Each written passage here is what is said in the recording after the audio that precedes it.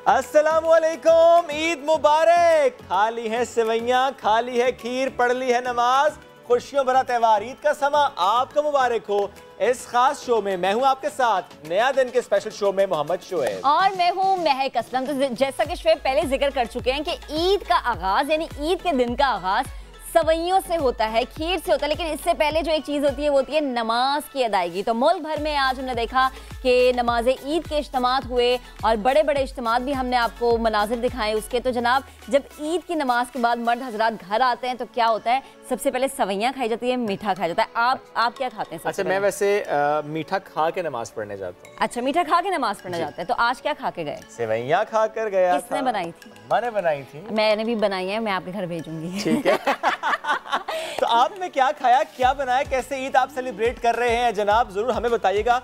और हम आपको बताएंगे कि हमारे सियासतदान, हमारे क्रिकेटर्स और हमारे म्यूजिक इंडस्ट्री से वाबस्ता लोग वो ईद कैसे मना रहे हैं। ड्यू टू कोविड थोड़ी डिफरेंट ईद है ये, एक बार फिर कोरोना के माहौल में ईद आई है, लेकिन हमने इस ईद भी एहतियात करनी है। जैसे पिछली ईद एहतियात की थी, अब भी एहतियात करनी है।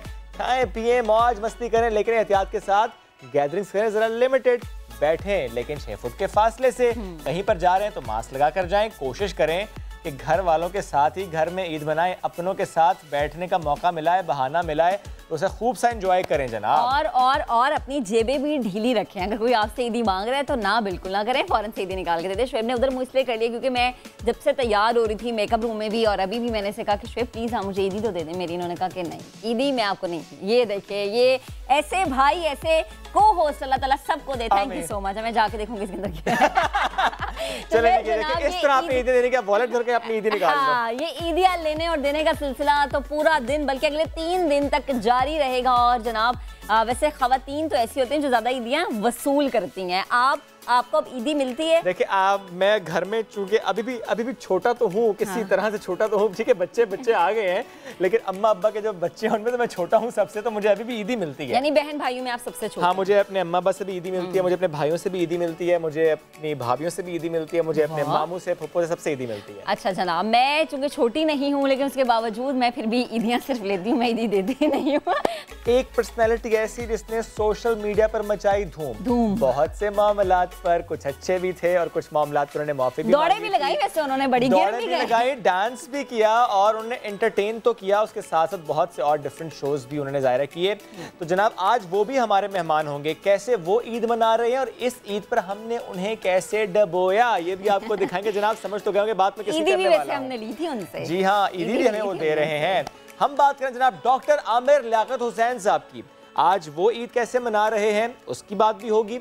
इसके साथ साथ अली जफर भाई हाजिर है, ये भाई हाजिर हुआ कैसे, यहाँ पर हाजिर हुआ कैसे, ईद मनाई कैसे, उसकी बात भी करेंगे। और इसके साथ साथ जिस तरह क्रिकेटर की हम बात करना चाह रहे थे, नौजवान क्रिकेटर सबके प्यारे, सबके अजीज इमामुल हक भी हमारे साथ मौजूद होंगे, वो भी बताएंगे कि जनाब वो ईद कैसे गुजारते हैं। मैं इसलिए ज़्यादा एक्साइटेड होती हूँ लोगों से ईद के बारे में जानने के लिए, क्योंकि हम तो बचपन में ऐसे गुजारते थे कि जी अब्बा के आने से पहले तैयार हो गए, फिर ईदियाँ ली, सबसे गली में निकल गए, फिर बस वो ईदियाँ जो है वो अम्मी की जुबान में उजाड़ के लिए क्या करती थी? भाई खाते पीते थे, झूले लेते थे, गुब्बारे लेने, हाँ, गुब्बारे लेते थे। लेकिन एक बात है, अगर मेरी अम्मा देख रही है ना तो वो जो अम्मा को ईदियाँ मिलती थी ना कि बच्चों को देना, वो आज तक ईदी मुझे वापस नहीं मिली। माँ जी हिसाब दो, ईदी इनकी वापस दो। चलें जी, इस बार जाके आप कोशिश करें तो शायद, वैसे बहुत दे रही हैं आपको, देखें आप जब सब ससुराल हैं वो गिफ्ट मेरी अम्मा दे ही रही हैं बेचारी, जब से मैं ससुराल में, कभी गिफ्ट, कभी कपड़े, कभी कुछ, और अभी जाके मैं ईदी भी लूंगी। माएँ हमेशा देती ही रहती हैं प्यार मोहब्बत। माँ कहते हैं भाई सब कुछ आपसे होना सबसे बड़ी ईद है। एग्जैक्टली, अल्लाह उनका साया हम पे कायम रखे, वालिदैन का साया हमारे सरों पे कायम रखे। अच्छा जनाब, एक और पर्सनैलिटी भी है जो कि आज हमारे शो का हिस्सा होंगे, वो है iron lady. Due to Covid situations जो हैं, जो हॉस्पिटल की कंडीशंस थी, उनको मॉनिटर करना, मैनेज करना, वैक्सीनेशन की बात करना, आगाही फैलाना, इसके साथ साथ अपना इलाज भी करवाना, यानी जिस मरज में वो मुब्तला है ना शोएब, अच्छे उसमें हिम्मत हार जाते हैं, लेकिन उन्होंने मिसाल कायम कर दी है कि काम पहले, फ़र्ज़ पहले है, फिर सब कुछ बाद में है। हमने देखा कि वो इस रमज़ान में कितनी एक्टिव रही हैं, और जब हमने उनका शुक्रिया अदा किया, उन्हें सलाम पेश किया, तो वो जो उनकी मुस्कुराहट थी ना, ऐसे लगता था उस मुस्कुराहट में बहुत सारे दर्द है, लेकिन अपने चेहरे पे उन्होंने सिर्फ वो मुस्कुराहट कायम रखी है ताकि लोगों को हौसला मिल सके, लोगों को हिम्मत मिल सके। हम बार बार, मतलब पूरा रमज़ान भी और हम आज भी यही बात करें कि अगर हमारे सियासतदान वो किसी भी पार्टी से हैं, अगर वो आपको कह रहे हैं कि आप एहतियात करें तो यकीन जानें कि इसमें आपकी ही भलाई है। हमें हमसाये मुल्क से, अपने इर्द गिर्द से सीखने की बेहद ज़रूरत है। अल्लाह पाक पाकिस्तान पे अपना करम कायम रखे, हमारे लिए आने वाला वक्त आसान हो। डॉक्टर यास्मीन राशिद की हम बात करें तो वापस डॉक्टर साहब पे आ जाते हैं। हाँ, एक डॉक्टर से डॉक्टर आमिर लियाकत हुसैन साहब पे आ जाते हैं जनाब। तो आज का पहला सेगमेंट बड़ा डिटेल, बड़ा आप एंजॉय करेंगे, एडवेंचर से भरपूर है ये। ईद आमिर लियाकत हुसैन साहब ने मनाई कहाँ और कैसे, किसके साथ नहीं, हमारे साथ। दिखाते हैं आपको जनाब सेगमेंट। ईद का ये खास मौका है, सब अपने अंदाज में ईद मना रहे हैं। कोई घर में है, कोई बाहर है, कोई पार्टी कर रहा है और पार्टी कर रहा है, तैयारी बिल्कुल। हम मौजूद हैं क्रूज पर और हम पार्टी की तैयारी कर रहे हैं। श्वेब जो है इन्होंने मुझे ईद ही नहीं दी है, नहीं दी ना, वापस आ जाओ श्वेब, वापस। यार ये कंजूस लोग होते हैं, पूरा रमजान अपनी एंकर से इतना काम करवाया इन्होंने और ये मुझे ईद ही नहीं दे रहे। वापस आ जाओ। वाकई महक ने बहुत ज्यादा काम किया है, उससे 2 किलो ज्यादा मैंने किया होगा। सिर्फ 2 किलो ज्यादा। तो जनाब जरा हम चलते हैं, एक बड़ी मजेदार सी शख्सियत हमारे साथ मौजूद है। पूरे रमजान में ये बिजी रहे, इन्होंने खूब का तुक्के लगाओ, इन्होंने कहा कि आम खाएगा, इन्होंने ड्रामे में भी काम किया। देखते हैं ये ईदी कितनी निकालते हैं। रमजान ट्रांसमिशन तो इन्होंने की, लेकिन हमने इनको पकड़ लिया कि ईद मनाए जरा हमारे साथ, क्योंकि थोड़े से आज अकेले हैं। क्यों? क्योंकि भाभी आज भी मसरूफ हैं ना, बुड्ढी उनकी नाल नहीं है भाई, लेकिन कोई बात नहीं। हम उनसे गाने सुनेंगे, हम उनसे बातें करेंगे, उनकी बेगम के बारे में भी बात करेंगे और बात करने से शायद उनका ये दुख, यानी अगर उनकी बेगम अभी उनके साथ मौजूद नहीं है तो ये दुख थोड़ा सा कम हो जाए। वैसे ईद पे बेगमों का साथ होना जरूरी है।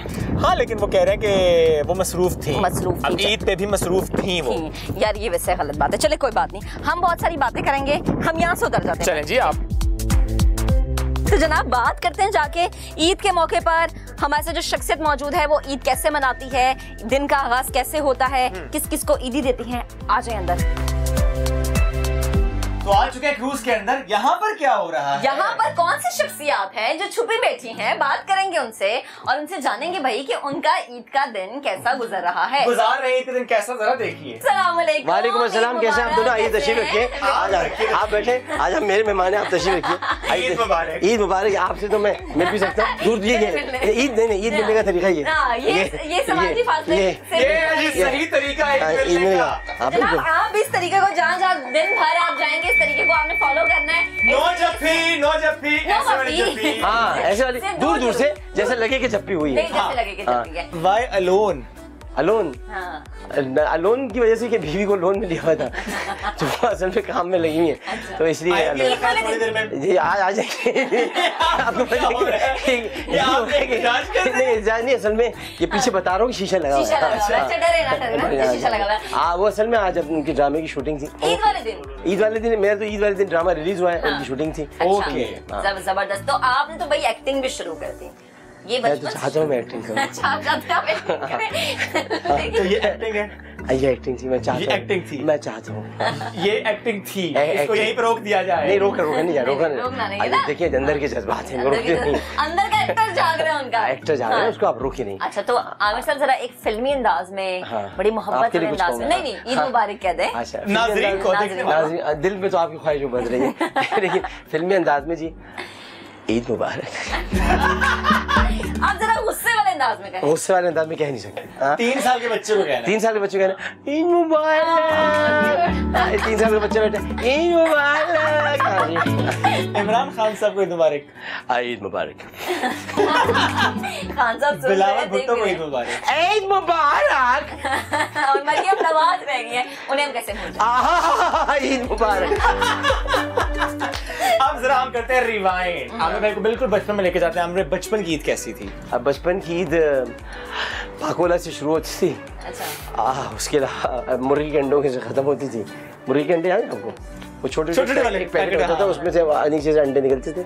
आप गुरंग बरंगी किस्म के, बिल्कुल वो खाते थे। अच्छा, तो ईदी कितनी मिलती थी? ईदी मिलती थी हाँ, कभी कोई 10 रुपए दे देता है, बहुत ज्यादा होते हैं 10 रुपए उस टाइम पे बहुत 10 रुपए उस टाइम पे, क्या मतलब मैं कौन आदमी हूँ उस टाइम पर, मतलब ये है। हाँ देखो देखो जमाने उस टाइम में 10 रुपए बहुत होते थे। 10 रुपए 50 रुपए 50 रुपए तो हद होती थी। हाँ तो हमने पैसे जमा कर इश्तियाक अहमद की नॉवेल खरीदी। ज्यादा ईदी कौन देता था बचपन में, अम्मा अब्बा के अलावा? अम्मी ने तो कभी ज्यादा नहीं दी, वालिद साहब थे वो अम्मी और अब्बू मिक्स देते थे ईदी, तो वालिद साहब कहते अम्मी ने दी तो काफी है मेरे लिए। सही। तुम मजा करते थे, झूले लेते थे, घूमते फिरते थे? मजा तो अब भी नहीं करते हैं। अच्छा अब भी नहीं करते हैं? अब भी नहीं करते। अब कौन ईदी उस वक्त ये कि क्लिफ्टन चले जाते थे। अच्छा। अब वो भी शाम को अम्मी के साथ बैठ कर, और ये क्लिफ्टन में उस वक्त झूले लगे होते थे, बड़े अजीब गरीब किस्म के झूले होते थे, यूं हो गए यूं जाते, यूं हो गए सीधा से। ईदी पानी पे ईदी लाके दो भाई, अभी देता हूं भाई, बात सुनो उसको बाद उमर ईदी लाके दो इनसे, अभी मैं बाकी दूंगा, झूठा आदमी नहीं हूं मैं। ठीक है। अच्छा मुझे ये बताएं कि अब ईद का दिन कैसे गुजरता है? अब तो माशाल्लाह इतनी मसरूफियात हो गई हैं आपकी। अब ईद का दिन अच्छा नहीं गुजरता। क्यों? उसकी वजह ये है कि देखें, जब आपके ऊपर एक बड़ा संजीदा जवाब है, जब आप पर एक जिम्मेदारी होती है, हल्के की जिम्मेदारी है। अभी मैं आपके साथ प्रोग्राम में हूँ, उसके बाद मैं इलाके में जाऊँगा, हो सकता है मैं आपके घर भी आऊँ इंशाल्लाह। आगे समझ और आज मैं आऊँगा, ये मैं आपको बता रहा हूँ, ये मैं कसम खुदा के आया हूँ। आप ये समझती हूँ कि मैं घर नहीं आ सकता, मैं आऊँगा। तो अब ये कि जब हल्के में जाना होता है तो वहाँ बहुत सारी प्रॉब्लम्स हैं लोगों की, कहीं सड़कें नहीं बनी हुई हैं, कहीं पानी का मसला है, तो सब लोग कुछ ना कुछ पूछेंगे, खुश हो जाएंगे मुझे देखकर कि हमारे इस वक्त हल्के में दौरा कर रहे हैं, तो मैं आज का पूरा दिन उनके साथ बिताऊंगा। अच्छा तो मुझे ये बताएं कि बहन, कोविड का भी मसला है, कोविड का भी मसला है, तो बहन भाई जो हैं उनके साथ तो बचपन में तो वक्त मिल जाता था गुजारने के लिए। बहन मेरी कोई नहीं थी बहन। अच्छा। और आपको मैं बनाना नहीं चाहता, बाकी ये कि भाई मेरे एक ही थे और वो इंतकाल कर गए, अब वो रहे नहीं। अम्मी मेरी नहीं रही, अब्बू मेरे नहीं रहे, दादी मेरी नहीं रहे, नाना मेरी नहीं रहे, नानी मेरी नहीं रही, मैं बहुत अकेला हूँ। सोचिएगा मेरे बारे में। जिंदगी में कौन कौन है? अब मेरी हालत ऐसी है कि जैसे अब किसी ने कहा कि लियाकत अली खान का इंतकाल हो गया, कायद आज़म भी अब इस दुनिया में नहीं रहे, अल्लामा इकबाल भी वफात पा गए, कल से मेरी तबीयत भी ख़राब है। अल्लाह आपको सेहत दे। नहीं मतलब बड़े लोगों को मिलाया आपको ये इस वजह से। तो अब ये कि जब कोई अपना नहीं होता तो ज़ाहिर है कि तूबा के घर वाले तो उनसे मिल लेता हूँ मैं। बाकी देखिए अपना तो फिर भी कोई नहीं होता, अपना तो फिर अपने ही होते हैं, बाकी सब सपने होते हैं। आप बड़े लोगों की बात तो खान साहब ईदी देते हैं आपको? खान साहब ने मुझे ईदी दी थी, मतलब मैं बताता हूँ आपको, खान साहब ने मुझे पहली ईद पर ईदी दी थी 100 रुपए। 100 रुपए? पहली ईदी कौन सी पहली ईदी जब मैं तहरीक इंसाफ ज्वाइन की थी, उसमें मुझे दी थी 100 रुपए, और खान साहब ने कहा था इतने ही होते भाई मेरे पास। आपके अलावा पे सबको 100 रुपए नहीं, किसी को भी नहीं दिए थे, मुझको दिए। आप पे मेहरबानी, लाडले हैं, बहुत प्यार करते हैं, लाडले हैं बाकी तो बाकी सही कहेंगे, मैं लाडला हूँ, मुझे बहुत प्यार करते हैं। मैं कुछ भी कर लूँ उल्टा सीधा कुछ भी बोल लूँ, ये आदमी मुझसे इतना मोहब्बत करता है कि आप कभी मुझसे सवाल भी नहीं करता। आपको हफीज शेख वाला इशू तो पता है कि मैं वाहिद आदमी तो आप ही क्या सबसे पहले गया था, और वो मैंने कहा उस पर, फिर आखिर में पिघला, फिर वो कुछ के टिकट का चक्कर हो गया था। तो ये हो गई है। इमरान खान ने पूछा था आपसे उससे मुतालिक फिर? हाँ पूछा था। आपने क्या जवाब दिया था? मैंने टिकला है। कैसा वाला? वो कन्विंस हो गए थे, बहुत मुस्कुरा रहे थे। उनको पता है, देखें वो उनको ये पता है कि आमिर मुझे छोड़ के कहीं नहीं जाएगा। शोएब भाई कहाँ तक जाए आदमी, पार्टियां नहीं बदलता इंसान। इमरान खान है, बस अब साथ हैं उसके तो साथ हैं, अभी कहीं नहीं जाना उसके साथ, उसको छोड़ के, और उसको अकेला तना छोड़ भी नहीं सकता मैं। अच्छा मुझे बताया आमिर भाई कि हालांकि मेरी जहांगीर तरीन साहब से बहुत अच्छी, मतलब ये कि ही इज माय मेंटोर। अच्छा मुझे आमिर भाई ये बताएं कि जिस वक्त आप पाकिस्तान तहरीक इंसाफ में नहीं थे, जब आप पॉलिटिक्स में आए, जाहिर है आप 2002 में आप आए, क्या उस वक्त कभी आपने सोचा था पाकिस्तान तहरीक इंसाफ को लेकर के अच्छा this could be A party जिसको मैं कभी चलकर ज्वाइन करूंगा? इमरान खान को मैंने हमेशा ही पसंद किया। अच्छा। लेकिन इमरान खान की सियासत को कभी पसंद नहीं किया था। क्यों? इसी वजह से कि इमरान खान मेरा हीरो था। सियासत में आकर अमूमन हीरो जो है ना उन पर कीचड़ उछाली जाती है, तो मैंने कभी पसंद नहीं किया। लेकिन जब इमरान खान क्रेन से गिरे तो मैं सबसे पहला आदमी था जो उन्हें देखने के लिए गया था। मैं एमके में होते हुए उस वक्त देखने गया था। क्या मैं ये दुरुस्त समझ रहा हूँ कि वो एक डिसाइसिव मोमेंट था? डिसाइसिव था क्योंकि उसकी वजह थी। मैं आज आपको एक ऐसी बात बता रहा हूँ जो पहले आज तक कभी नहीं बताई है। खान साहब उठ ही नहीं सकते थे, इतनी शदीद तकलीफ में वो मुझे देखकर ऐसे हुए थे एकदम। मैं हैरान रह गया था उस वक्त, मुझे कि ऐसे होता है आमिर तुम, मैंने कहा बस खान साहब, He was not expecting you. Not at all, मतलब सवाल ही पैदा नहीं होता था। और मुझे सिर्फ जाने की इजाज़त ऊपर मिली थी, मरहूम अल्लाह ताला ने जन्नत नसीब करे, गरीक़ रहमत करे, जनाब नईमुल हक साहब, नईमुल हक साहब ने मुझे ऊपर उनके पास भिजवाया था, और शहजाद नवाज भी उस वक्त हुआ करते थे, तो उन्हें भिजवाया, तो वो लिटरली इस तरह कमर उन्होंने उठाई थी। पहली मर्तबा इमरान खान 7 दिनों के बाद उसने अपनी कमर ऐसे उठाई थी, तो वो मोमेंट मैं कभी नहीं भूला था। और उसके बाद फिर मैं इन्हें ये याद रखा था कि इस आदमी को इतनी मुझसे मोहब्बत है, तो मैं इसका साथ दूंगा कभी नहीं। आप भी देखिए, मैं किसी ओहदे पर नहीं हूँ, कुछ भी नहीं हूँ। गो के अभी कुछ सुनने में आ रहा है कि कुछ होता है, ये सुनने में आ रहा है, इससे मुतालिक जरा बताएं। भाई ये कुछ है, ज़ाहिर खान साहब की ख्वाहिश होगी कुछ ना कुछ करना चाहते। आपकी अपनी किस पोर्टफोलियो की ख्वाहिश है? टक्कर मारने की ख्वाहिश मैं करता था, अपनी कोई बात मनवानी होती थी ना, किस मिनिस्ट्री की दीवार में टक्कर मारने की ख्वाहिश? कौन सी बात मनवाने वाले हैं? अब मैंने तो कभी कोई स्पेसिफिकली कभी मिनिस्ट्री की ख्वाहिश जाहिर नहीं की। मैं खान साहब के साथ हूँ, ये मिली, लेकिन खान साहब अब चाहते हैं, क्या चाहते हैं? अब वो चाहते हैं कि मैं आऊँ कहाँ? उनके पहलू में। किस जगह पे? इधर अभी उस जगह पे कौन है? नहीं अभी तो उस जगह पर जो है वो किसी के चेहरे पे नूर है, वो है। अच्छा, किसी के चेहरे पे नूर है, वो है। क्या समझे हम कौन है? ये बड़ी कोई इन्होंने मिस्ट्री वाली बात। किसके चेहरे पे नूर तो है, कहीं ना कहीं नूर है, कहीं ना कहीं। लेकिन आपके पास पैसे नहीं होते? क्या भाभी खर्चा बहुत कराती हैं? नहीं भाभी खर्चा, भाभी बेचारी खर्चा ही नहीं कराती हैं। ये सारा दुख है या पूरी नहीं कराती तनख्वाह? मैं तो चाहता हूँ खर्चा लोग कराएं, तो मैं फिर और भी सोचता हूँ दूसरी तरफ। तनख्वाह में गुजारा होता है? तनख्वाह में गुजारा बिल्कुल होता है। कोई ऐसी जगह होती है जहाँ आपका दिल चाहता हो कि आप जाएं, खाने पीने बैठने, बड़ी लोकल जगह हो, लेकिन आप इसलिए ना जाएं कि जाऊंगा तो बहुत नहीं, मेरा ऐसा दिल नहीं चाहता, मैं चाहता हूँ मैं उस जगह जाऊँ। अच्छा, मैं उस जगह जाऊँ, बस ये जरूर होता है कि आप खाते वक्त तस्वीर खिंचवाने ना आए, जब खा चुके हैं वो जितनी खिंचवानी है होता है, ये बहुत ज्यादा होता है। ये बहुत ज्यादा होता है कि आदमी निवाला रखे तस्वीर खिंचवाने, खिंचवा दे भाई, इस तरह ये बड़ा अजीब सा लगता है। अच्छा आमिर साहब, ये इस अंदाज से मुझे एक बात याद आ गई, इसी अंदाज से आपके कहीं बात सुनो, मुझे जरा वो करके दिखा दे। आम खाएगा, आम बस ये देख ले, आम खाएगा, ये आम ने आम ये आम खाएगा, मैं नहीं खाऊंगा। वैसे तुक्के बहुत लगते थे, तुक्के बहुत लगते थे मेरे। हर ही अल्फाज जो हैं जो भी मैंने इंडस्ट्री में दिए वो एक ज़बान ज़दाम हो। और मीम्स बनी, मीम्स में बहुत एंजॉय करता हूँ। वाह वाह तो अभी मरियम औरंगजेब ने कहा वाह वाह, लेकिन मैं इसमें मुकाबला करना चाहता हूँ। आए मरियम औरंगजेब और क्या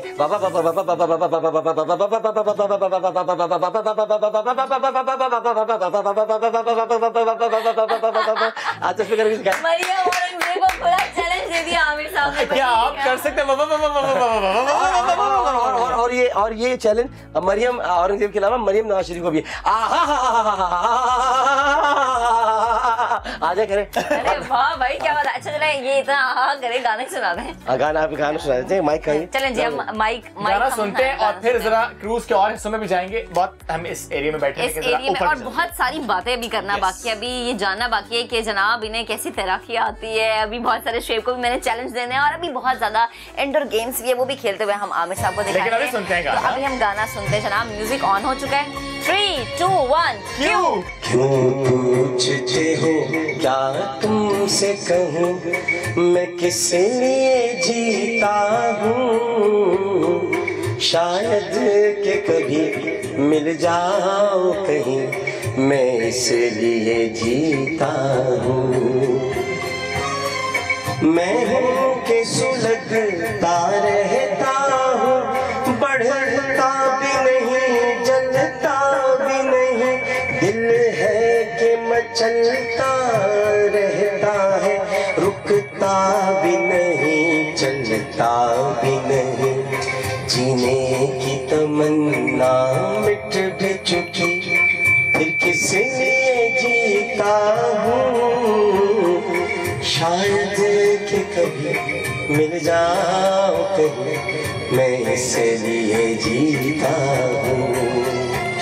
क्यों पूछते हो, क्या तुमसे कहूँ मैं किस लिए जीता हूँ। शायद कि कभी मिल जाओ कहीं, मैं इसलिए जीता हूँ। बिलावल मेरी जान। देखा मैंने क्या कहा था, बिलावल मेरी जान। चलें जल्दी से बता देना। बिलावल मेरी जान है, मैं तोता हूँ। दांत फाड़ फाड़ के डॉक्टर बिल्किस को देख के हंसते हो। अच्छा, ये सेगमेंट है जनाब, इसमें हम आमिर भाई से पूछेंगे डिफरेंट पार्टीज के रहनुमाओं से मुताल्लिक कौन कौन इस हिस्से में आता जाए विदाउट जैकेट धक्का देना चाहेंगे। स्टार्टिंग फ्रॉम PMLN, 2 PMLN के लोग जिनके बारे में आप ये मरियम सफदर और कैप्टन सफदर दोनों मियां बीवी और एक साथ जाए ना, दोनों कोई बेवा ना हो, कोई ना हो। अच्छा पीपल्स पार्टी, जी पीपल्स पार्टी में जो 2 नाम बड़े फौरी तौर पर आते हैं। हाँ, कौन से? इतनी जल्दी आते हैं कि आप सोच भी नहीं सकते। हम इसलिए तो नहीं सोच रहे, आप बताएं। मैं तो बता रहा हूँ, इतनी जल्दी आते हैं कि आप दूसरी बात सोच नहीं सकते। अच्छा चलो जल्दी बताएं। कैसा आया, कैसे नहीं आया, किस तरह से आया। 3, 2, 1 मुंह से क्या बिलावल? नहीं बिलावल उनकी जान है। हाँ ना, नहीं बिलावल जान है। बिलावल मेरी जान। देखा मैंने क्या कहा था, बिलावल मेरी जान। चलें जल्दी से बता देना। बिलावल मेरी जान है, मैं तोता हूँ। 2 नाम आप जल्दी से बता दें। 2 नाम मैं बताता हूँ, एक तो सईद रशीद साहब और एक मुराद अली। ठीक है, आप बताएं तहरीक इंसाफ में कोई ऐसा रहनुमा जिसको लाइफ जैकेट नहीं देना चाहेंगे। बिल्कुल, शाह मोहम्मद कुरैशी और फैसल वाडा, दोनों को। शाह साहब से क्या मसला है? मसला कोई भी नहीं। अच्छा, फैसल वाडा में अपनी खुद की लाइफ जैकेट इतनी डाली खुद ही आ जाएंगे पहन के। शाह कुरैशी से मैं शुरू से नहीं है। क्यों? उनके वालिद बहुत बड़ा आदमी थे, वो बहुत बड़े आदमी नहीं रहे, छोटे आदमी। वालिद बड़े थे, बेटे वालिद बहुत बड़े आदमी थे। ओफो, वालिद के बाद मेरी वालिदा जाती थी, उनको बहन बनाया हुआ दोनों। कमाल आदमी थे वालिद साहब, उनके जैसा कोई आदमी था शाह मोहम्मद कुरैशी के वालिद। पूरी तरीके से आप डूब रहे, किसी एक को बचाना है। इमरान खान। नहीं इमरान खान को निकाल के, अगर बाकी सारे डूब रहे हैं। बाकी रहनुमाओं की बात हो रही है। पूरी तहरीक इंसाफ डूब रही है, हो नहीं सकता ऐसे। जब तक मैं कश्ती पे तहरीक इंसाफ। अगर आप डूब रहे होंगे तो कौन बचाने वाला? मैं डूब ही नहीं सकता, मैं तो इमरान खान से चिमटा पाऊंगा गोदी में यार। जैसे उन्होंने बता, लाइफ जैकेट फिर हमें लागत से चले इमरान खान मेरा लीडर है यार। वो ये इमरान खान के लाडले भी तो है ना। कुछ हो भी जाएगा, मैं सबसे पहले उसके लिए जाऊंगा। चले अब आप नीचे आ जाए, हम बिल्कुल जाते हैं आपको। चले अब हम ऊपर चलते, ऊपर वाले हिस्से में जाके मजीद बातें करते हैं, मजीद जानते हैं आमिर साहब से कि ईद का दिन और ईद के दिन पे मजीद क्या क्या काम करते हैं। ये मजीद हमें ईदी देने का इनका प्लान है कि नहीं? प्लान है, प्लान इज ऑन, आ जाइए। तो जनाब अब जरा बात कर लेते हैं कि फेम तो मिला, लेकिन किस तरह ज्यादा मिला। देखिए, हम समंदर में बैठे, समंदर का ये हिस्सा भी लोग आ रहे हैं। समंदर का जो खुला समंदर है वहां भी लोग आ रहे हैं। समंदर का वो हिस्सा कि जो बंद पड़ा है वहां भी लोग जाना चाहते हैं। समंदर का कोई ना कोई हिस्सा ऐसा होता है कि जहाँ पर मछलियाँ भी हैं, जहाँ पर ये आबी हयात भी है, जहाँ लोग भी मौजूद हैं। तो जो समंदर होता है ना, उसको फेम कहीं भी मिल जाता है। जबरदस्त। उसको किसी थोड़े से हिस्से की जरूरत नहीं है, किसी बड़े हिस्से की जरूरत नहीं है। वो समंदर है। समंदर के अंदर अगर देखिए, मैं वो कतरा नहीं हूँ कि जो रेत पर गिर के जज्ब होना चाहता है। मैं वो कतरा हूँ जो समंदर में गिर के अमर होना चाहता है। क्या बात। तो इसलिए मैं चाहता हूँ कि कहाँ का डायलॉग है ये? आपके लिए बोला है डायलॉग। बहुत सारी चीजें शोएब ऐसी होती हैं, मैं आपको भी कह रहा हूँ, लोग गिराएंगे, लोग जैसे भी आप समझ कर रहे हैं, समझ कर रहे हैं, आप बहुत अर्से कर रहे हैं मॉर्निंग शो, बहुत हजम नहीं हो रही है बात, मैं बता रहा हूँ। सही कह रहे हैं। मैं बता रहा हूँ इसलिए कि शोएब क्यों बन गया, मैं क्यों बन गई, या वो जो आती थी साथ इसी तरह, ये क्यों बन गई? वो कुव्वत आपसे जल रही है, इसको कहते हैं हसद। इसलिए मत घबराइए, क्योंकि हसद नेकियों को इस तरह खा जाता है जैसे आग सूखी लकड़ी को। जलने दो। क्या करना चाहिए? कुछ नहीं करना चाहिए, जलाओ और जलाओ। जलाओ, हम कर रहे हैं और ऐसे जलाओ। टीवी पर आगे हो, आज मैं और शोएब और महक दोबारा आए हैं, हाँ फिर क्या कर लेते थे, ये जरूर मजा आता है। क्या बात है। हंसो हंसो, जैसे आप दांत फाड़ फाड़ के डॉक्टर बिल्किस को देख के हंसते हो, वैसे आप देखकर हंसो। इस पूरे बहुत बहुत प्यारी है हमारी माशाल्लाह। हमारे साथ तो काम किया हमारी तो बहुत बड़ी बहन, प्यारी बहन, बहुत बड़ी तो नहीं लेकिन बहन, बहुत प्यारी खातून है, बहुत प्यारी खातून है। जबरदस्त जनाब। अभी एक और जगह पे हमने जाना है, एक और हाँ वो बोट पे जाना है, बोट पे जाना है, मैंने गाना गाना। इंडोर गेम्स का मजा भी जरा हम देख लेते हैं कि आमिर साहब को कितनी खेलनी आती है, कितनी नहीं खेलनी आती। मतलब ये आप आमिर साहब बचपन से सीखते आ रहे हैं, बचपन से खेलते आ रहे हैं? बचपन से मैं खेल ही रहा हूँ। अच्छा, बचपन से खेल ही रहे हैं। खेली है मैंने। ये जरा मैं मेरे वाह, ये देखें जाते जाते लेकिन एक ट्राई और कर लेते हैं, एक और चांस दे देते हैं। अच्छा जी, ये क्या बात है भाई। हाँ, तो आप क्या पूछ रही, पूछती रहे आप? मैं कह रही हूँ कि ये मुखालिफिन है, ताक ताक के निशाने लगा रहे हैं आप। ये तो ऐसे मुखालिफिन है इनको सीधा अंदर जाना चाहिए। अरे वाह भाई, क्या बात है, क्या बात है। अच्छा मुझे बताएं कि ये पसंदीदा खेल है? पसंदीदा नहीं खेल है। अच्छा, पसंदीदा खेल तो वो खेल है जिसमें हम खुद खेल रहे हो। अच्छा, ये भी वाकई, क्योंकि ये तो हमें खिला रहे हैं, हमें खिला रहे हैं। पसंदीदा खेल तो है जो हम खेले। कौन सा? इश्क का, मोहब्बत का, प्यार ये पसंदीदा खेल है। आशिकी का, अखुवत का। अरे वाह, आशिकी, अखुवत, मोहब्बत, प्यार, दिल लगी, एहसास, इन खेलों में एहसास प्रोग्राम। इन खेलों में कभी नाकामी भी हुई है? नाकामी हुई है। अच्छा, मुझे बताएं कि बचपन में अभी हो रही है अभी अच्छा, ये नाकामी का सबूत है। बचपन में कौन सा खेल सबसे ज्यादा पसंद था? बचपन में सांप सीढ़ी। अच्छा, हाँ, सांप सीढ़ी और पिट्ठू बारी। तो जीते किस में थे? मैं पिट्ठू बारी में भी जीता, सांप सीढ़ी में। वैसे ये पकड़ाई में तो आते ही था ना मैं। अच्छा, पकड़ाई में तो कभी आया ही नहीं ना मैं। ये सांप सीढ़ी वाला अभी हम देख रहे हैं कि ये सियासत में बड़ा खेल चल रहा है। सांप सीढ़ी कहाँ हो रही है सियासत में? क्या हो रहा है? सिर्फ सांप ही सांप है, सीढ़ी है ही नहीं। सिर्फ सांप ही सांप? सीढ़ी, जहाँ सीढ़ी नजर आती है वहाँ पहुंचते सांप डस लेता है। अच्छा, मुझे बताएं कि बचपन में जब ईदी मिलती थी, हाँ, तो कौन सा झूला जो है वो झूलने का मन होता था और फौरन निकल जाते थे घर से? वो झूला जो गलियों में नहीं लगा होता था, ये यूं सीधा जा रहा है, फिर यूं सीधा आ रहा है। वो झूला आज भी होता है। उधर जाके आदमी फिर जाके आदमी बीच में आदमी सही रहता है, और अंदर कुछ हो रहा होता है। अंदर कुछ हो रहा होता है ना, पता नहीं क्या, बस अभी गिर जाएंगे। हाँ, जैसे कुछ होता है, कुछ जो अभी भी हो रहा है, कुछ होता है। अच्छा, तो मुझे ये बताएं, कभी क्रिकेट में आने का सोचा? क्रिकेट मैंने बहुत खेली है। बहुत खेली है। क्रिकेट में आने का सोचा, जो कैप्टन आया जिंदगी में वो क्रिकेट वाला ही। खान साहब जैसे क्रिकेट? नहीं, खान साहब तो अच्छी क्रिकेट नहीं खेलते थे। पहले तो हाँ, खान साहब अच्छी क्रिकेट नहीं खेलते थे। खान साहब अच्छी कैप्टनसी करते थे। अच्छा। क्रिकेट अच्छी नहीं खेलते थे। क्रिकेट अगर अच्छी खेलते होते तो यानी जब वर्ल्ड कप था तो उसमें अच्छी बॉलिंग कर रहे होते। बॉलिंग वसीम अकरम ने बहुत अच्छी की। तो खान साहब बहुत अच्छे कैप्टन हैं, और खान साहब ने बहुत उम्दा क्रिकेट खेली है जब कैरी पैकर के ज़माने में वो खेली थी। उसके बाद फिर खान साहब क्रिकेट पर इतनी दिलचस्पी, लेकिन एडमिनिस्ट्रेटिव पोजीशन पर वो थे और वो बड़ा ज़बरदस्त करते रहे, तो वो अच्छा रहा। क्रिकेटर कौन सा भैया आपका फेवरेट क्रिकेटर? मेरा वसीम अकरम और वकार यूनुस। और अभी के अगर हम क्रिकेटर्स की बात करें, बाबर आजम और सरफराज। बाबर आजम मेरे भी बहुत फेवरेट है। आए ना फेवरेट दोनों की। चलो कुछ चीजें मिलनी शुरू हो गई हैं। आपको पता है ये इस रंग के कपड़े मैं रमजान के आखिरी दिन पहनता हूँ। अच्छा, ये आखिरी दिनों में इन्होंने कपड़े पहने, ऐसे मैंने सोचा कि प्रोग्राम में मैं जरा आमिर की नकल कर ले। मुझे ये बताएं कि जब यहाँ से हम फ्री होके बाहर जाएंगे आउटडोर गेम्स में, अगर मैं कहूँ कि मुझे जरा क्रिकेट खेल के दिखाएं तपती धूप में। हाँ, क्रिकेट है ही धूप का खेल। अच्छा, क्रिकेट, सियासत, इश्क सब धूप के खेल। हम जरा खाने की तरफ चलते हैं। मैं और आमिर साहब कुछ खाना खाते हैं, थोड़ी एनर्जी बहाल करते हैं, मजीद बातें बाद में करेंगे। चलें? बिल्कुल चलें। फुल मौज मस्ती हो रही है, ईद का मौका है, जरा लगाते हैं म्यूजिक का तड़का। रिक्वेस्ट करते हैं आमिर भाई से कि आज क्या सुनाएंगे, किसके लिए सुनाएंगे, ये भी सवाल कर लेंगे। आमिर भाई क्या सुना रहे हैं? मैं के लिए गाना गा रहा हूं। आप मेरे लिए कुछ नहीं, तुम्हारे लिए गा रहा हूं। तुम्हारे लिए जी जी।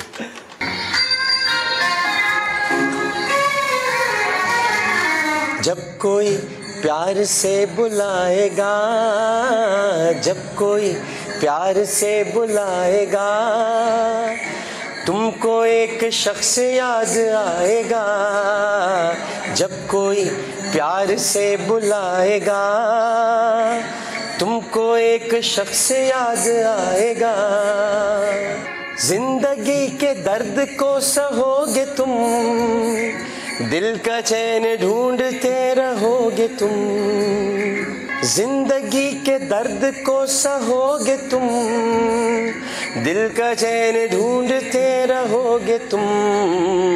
जख्म दिल जब तुम्हें सताएगा, जख्म दिल जब तुम्हें सताएगा, तुमको आमिर लियाकत याद आएगा।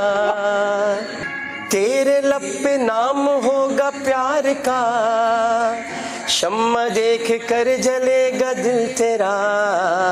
जब कोई सितारा टिमटिमाएगा, जब कोई सितारा टिमटिमाएगा, तुमको एक शख्स याद आएगा। जब कोई प्यार से बुलाएगा, जब कोई प्यार से बुलाएगा, तुमको एक शख्स याद आएगा। मैं आपको बहुत मिस कर रहा हूँ मिसेस।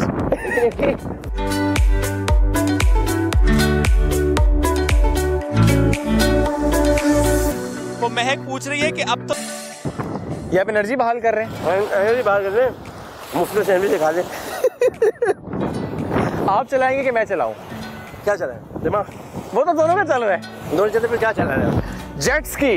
जेट की आप चलाएं। ठीक है, चलाऊंगा आप जैसे खेलें। ठीक है। चलाऊंगा तो मैं बहुत तेज चलाऊंगा, और मैं चलाऊंगा तो मैं बहुत ज्यादा तेज चलाऊंगा। मैं चलाऊंगा तो मैं इतनी तेज चलाऊंगा मैं बंडल जजीरे से आपको 2 मिनट में। और मैं इतनी तेज चलाऊंगा हम 1 सेकंड में आगे नहीं जा पाएंगे, उलट जाएंगे। मैं चलाऊंगा नहीं। आ जाए।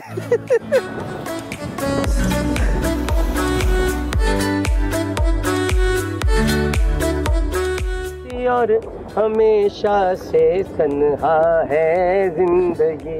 आज तो तन्हा नहीं है। तन्हा नहीं है, लेकिन ये कि आप बेगम के बगैर हो तो तन्हा ही होते हैं ना यार। मिस कर रहे हैं। मिस कर रहे हैं, हालांकि वो मिसेज बना चुका उनको, मैं फिर मिस कर रहा हूँ। तो क्या तो सुन रही हो ना? हाँ सुन रही। मैं आपको बहुत मिस कर रहा हूँ मिसेज।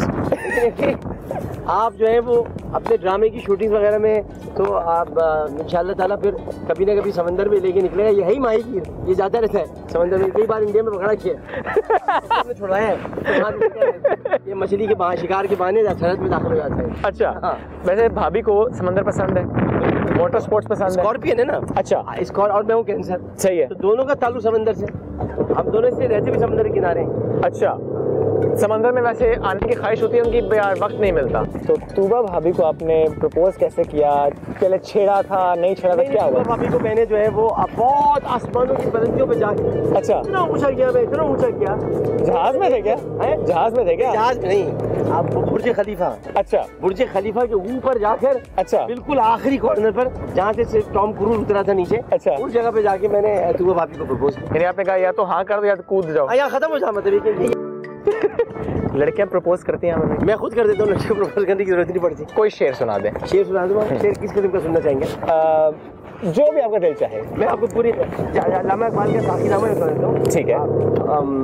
वो जुए कोइस्ता उचकती हुई, अटकती लचकती सिरकती हुई, उछलती फिसलती समझती हुई, बड़े पेच खाकर निकलती हुई, रुके जब तो दिल चीर देती है, ये पहाड़ों के सिल चीर देती है। जरा दे के साखी लाल अफाम, सुनाती है जिंदगी का प्याम, पिला दे मुझे वो मय पर्दसोस कि आती नहीं फंसी कुछ रोज रोज। वो मैं जिससे रोशन ज़मीर हयात, वो मैं जिससे है मस्ती कायनात, वो मैं जिससे सोज़े साज़े अज़ल, वो मैं जिससे खुलता है राज़ अज़ल। उठा साखिया पर्दा इस रात से, लड़ा दे ममोले को शाबाश से। क्या बात है, क्या बात है। यहाँ के मजा आ रहा है? नहीं, मजा तो बहुत आ रहा है, लेकिन बात ये वापस जा रहे हैं हम और वहाँ से अब दोबारा अलग अलग जेटी पे बैठ के हम लोग आएंगे। हम अपने ख्यालात रखें। जी जी। चले जी, वापस चलते हैं। हम लोग वापस आ रहे हैं।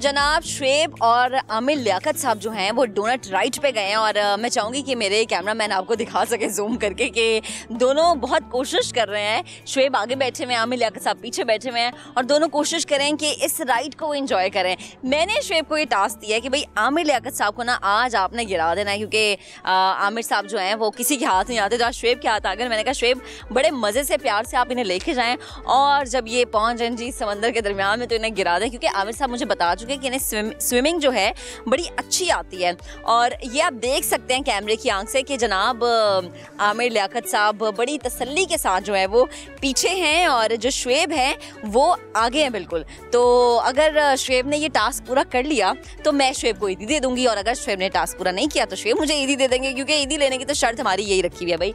तो आमिर लियाकत साहब और शुएब समंदर के दरमियान में भी तो खैर नहीं पहुँचे, लेकिन गहरे समंदर की तरफ जो है वो जाना शुरू हो गए हैं। बहुत तेज़ धूप है लेकिन हवा थोड़ी सी ठंडी है जो कि इस धूप की तपिश को कम करती हुई हमें नज़र आ रही है और बड़ा एंजॉय करें क्योंकि इनकी आवाज़ें मुझ तक पहुंच रही हैं। शुएब और आमिर लियाकत साहब दो एक जैसे बंदे एक कश्ती में मौजूद है। अब देखना ये कि कौन किसको गिराता है, कौन किसको गिराने में कामयाब होता है, क्योंकि अगर आमिर लियाकत साहब ने शुएब को गिरा दिया ना तो मुझे आमिर लियाकत साहब को ईदी देनी पड़ जाएगी। इससे मैं चाहती हूँ मैं ईदी सिर्फ लूँ आमिर लियाकत साहब से, या मुझे अगर शुएब से भी ईदी लेनी पड़े तो मैं इनसे ईदी लूँ। अगर आप मेरी कैमरे की आंख से देखें तो बड़े वाज़े मनाजिर आपको नज़र आएंगे जनाब कि राइड जो है जिस राइड में सब मौजूद है चक्कर लगा रहे हैं और ये बिल्कुल सेंटर में तो नहीं लेकिन गहराई में पहुंच चुके हैं और आमिर लियाकत साहब खूब इंजॉय कर रहे हैं जनाब। हाथ हिला रहे हैं, हाथ हिला के इशारा करेंगे देखें मैं अभी तक बिल्कुल सही मौजूद हूँ इस राइड में और क्लैपिंग भी करते हुए नजर आ रहे हैं, तो दैट्स मीन वो खूब इंजॉय कर रहे हैं। गाने का उन्हें वैसे ही बड़ा शौक है, तो गाने भी गा रहे होंगे।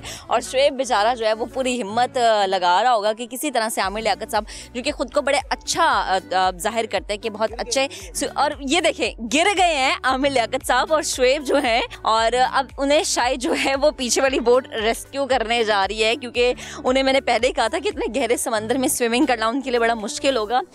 शुएब ने अपना ये टास्क पूरा किया है और उन्हें गिराया है। ईद का मौका है जनाब, आमिर लियाकत साहब से क्या मैंने ईदी वसूल करनी है, गीले बेचारे हो गए हैं पूरे।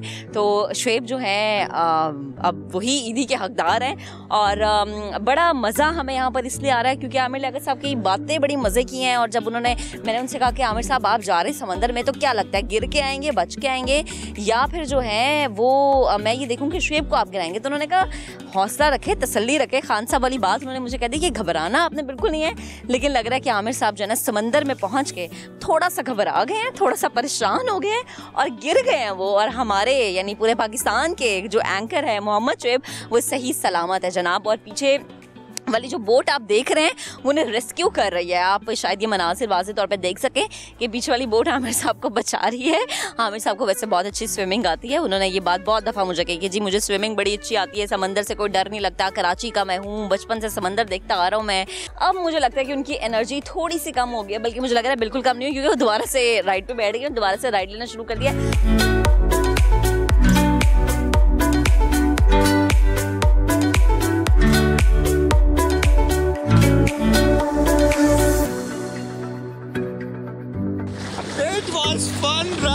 मजा आ गया।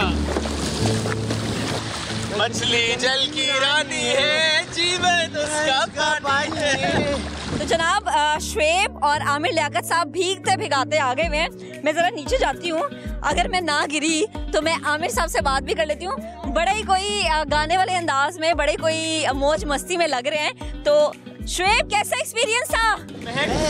आपने मुझे कहा था बदला ले लूं, बदला मैंने बदला ले लिया, वो माफी मांग रहे थे, कहते आप महक को तंग नहीं करूंगा। आए मुझे माइक और तिरमजी मेरे साथ आए आप। और सुना हमरे क्या हाल चाल है? अबे अब लेट की बात कर लो यार। क्या हाल है, ठीक ठाक है? हाँ मैं ठीक हूँ, आप बताएं। बिल्कुल सही है, बिल्कुल सही है। वो महक पूछ रही है कि अब तो तंग नहीं करेंगे। महक आपको मैं तंग नहीं करूँगा। पक्की बात है? नहीं पक्की बात नहीं है। नहीं कच्ची पक्की बात है। कच्ची पक्की बात है। कच्ची पक्की। इनको फिर लेकर चलो, इनको फिर डबो के लाओ। हालात सही हो गए, मैं तंग करूंगा, तंग करूंगा। ये देखें, पानी में थे तो कुछ और कह रहे थे, साहिल पे आते ही बयान बदल लिया, यू टर्न ले लिया आपने तो।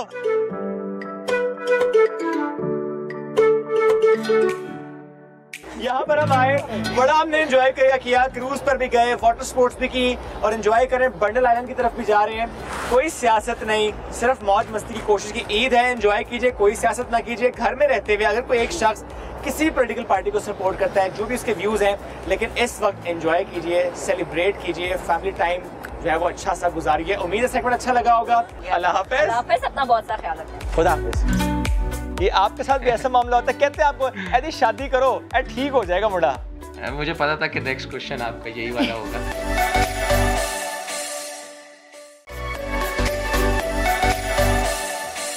Welcome back. ईद का समा जारी है जनाब, मेहमान आ रहे हैं, हमसे मुलाकातें कर रहे हैं, वक्त दे रहे हैं आज के दिन, ये भी बड़ी अच्छी बात है, उनका शुक्रिया। अब बढ़ते हैं जरा आगे, अब कौन से गेस्ट हैं जो हमें ज्वाइन कर रहे हैं इस सेगमेंट में। तो जनाब बड़े ही प्यारे, बड़े ही डैशिंग पर्सनालिटी, बहुत हैंडसम पाकिस्तानी बल्लेबाज कहूँ, ओपनर कहूँ, या कह दूं कि क्रिकेट का सितारा है आप, नौजवान क्रिकेटर हैं, handsome Imamul Haq is with us. इमाम भाई गुड मॉर्निंग, ईद मुबारक।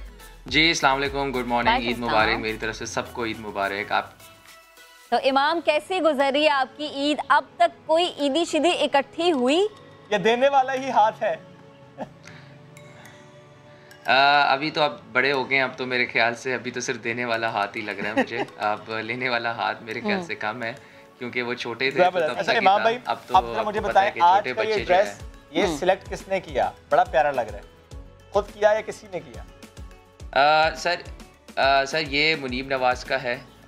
मुनीब नवाज ने जो है मुझे ये दिया है, तो ये ड्रेस अच्छा लग रहा है, तो बहुत थैंक यू सो मच। ये ड्रेस जो है इसलिए और ज़्यादा अच्छा लग रहा है, मुझे सेंड किया।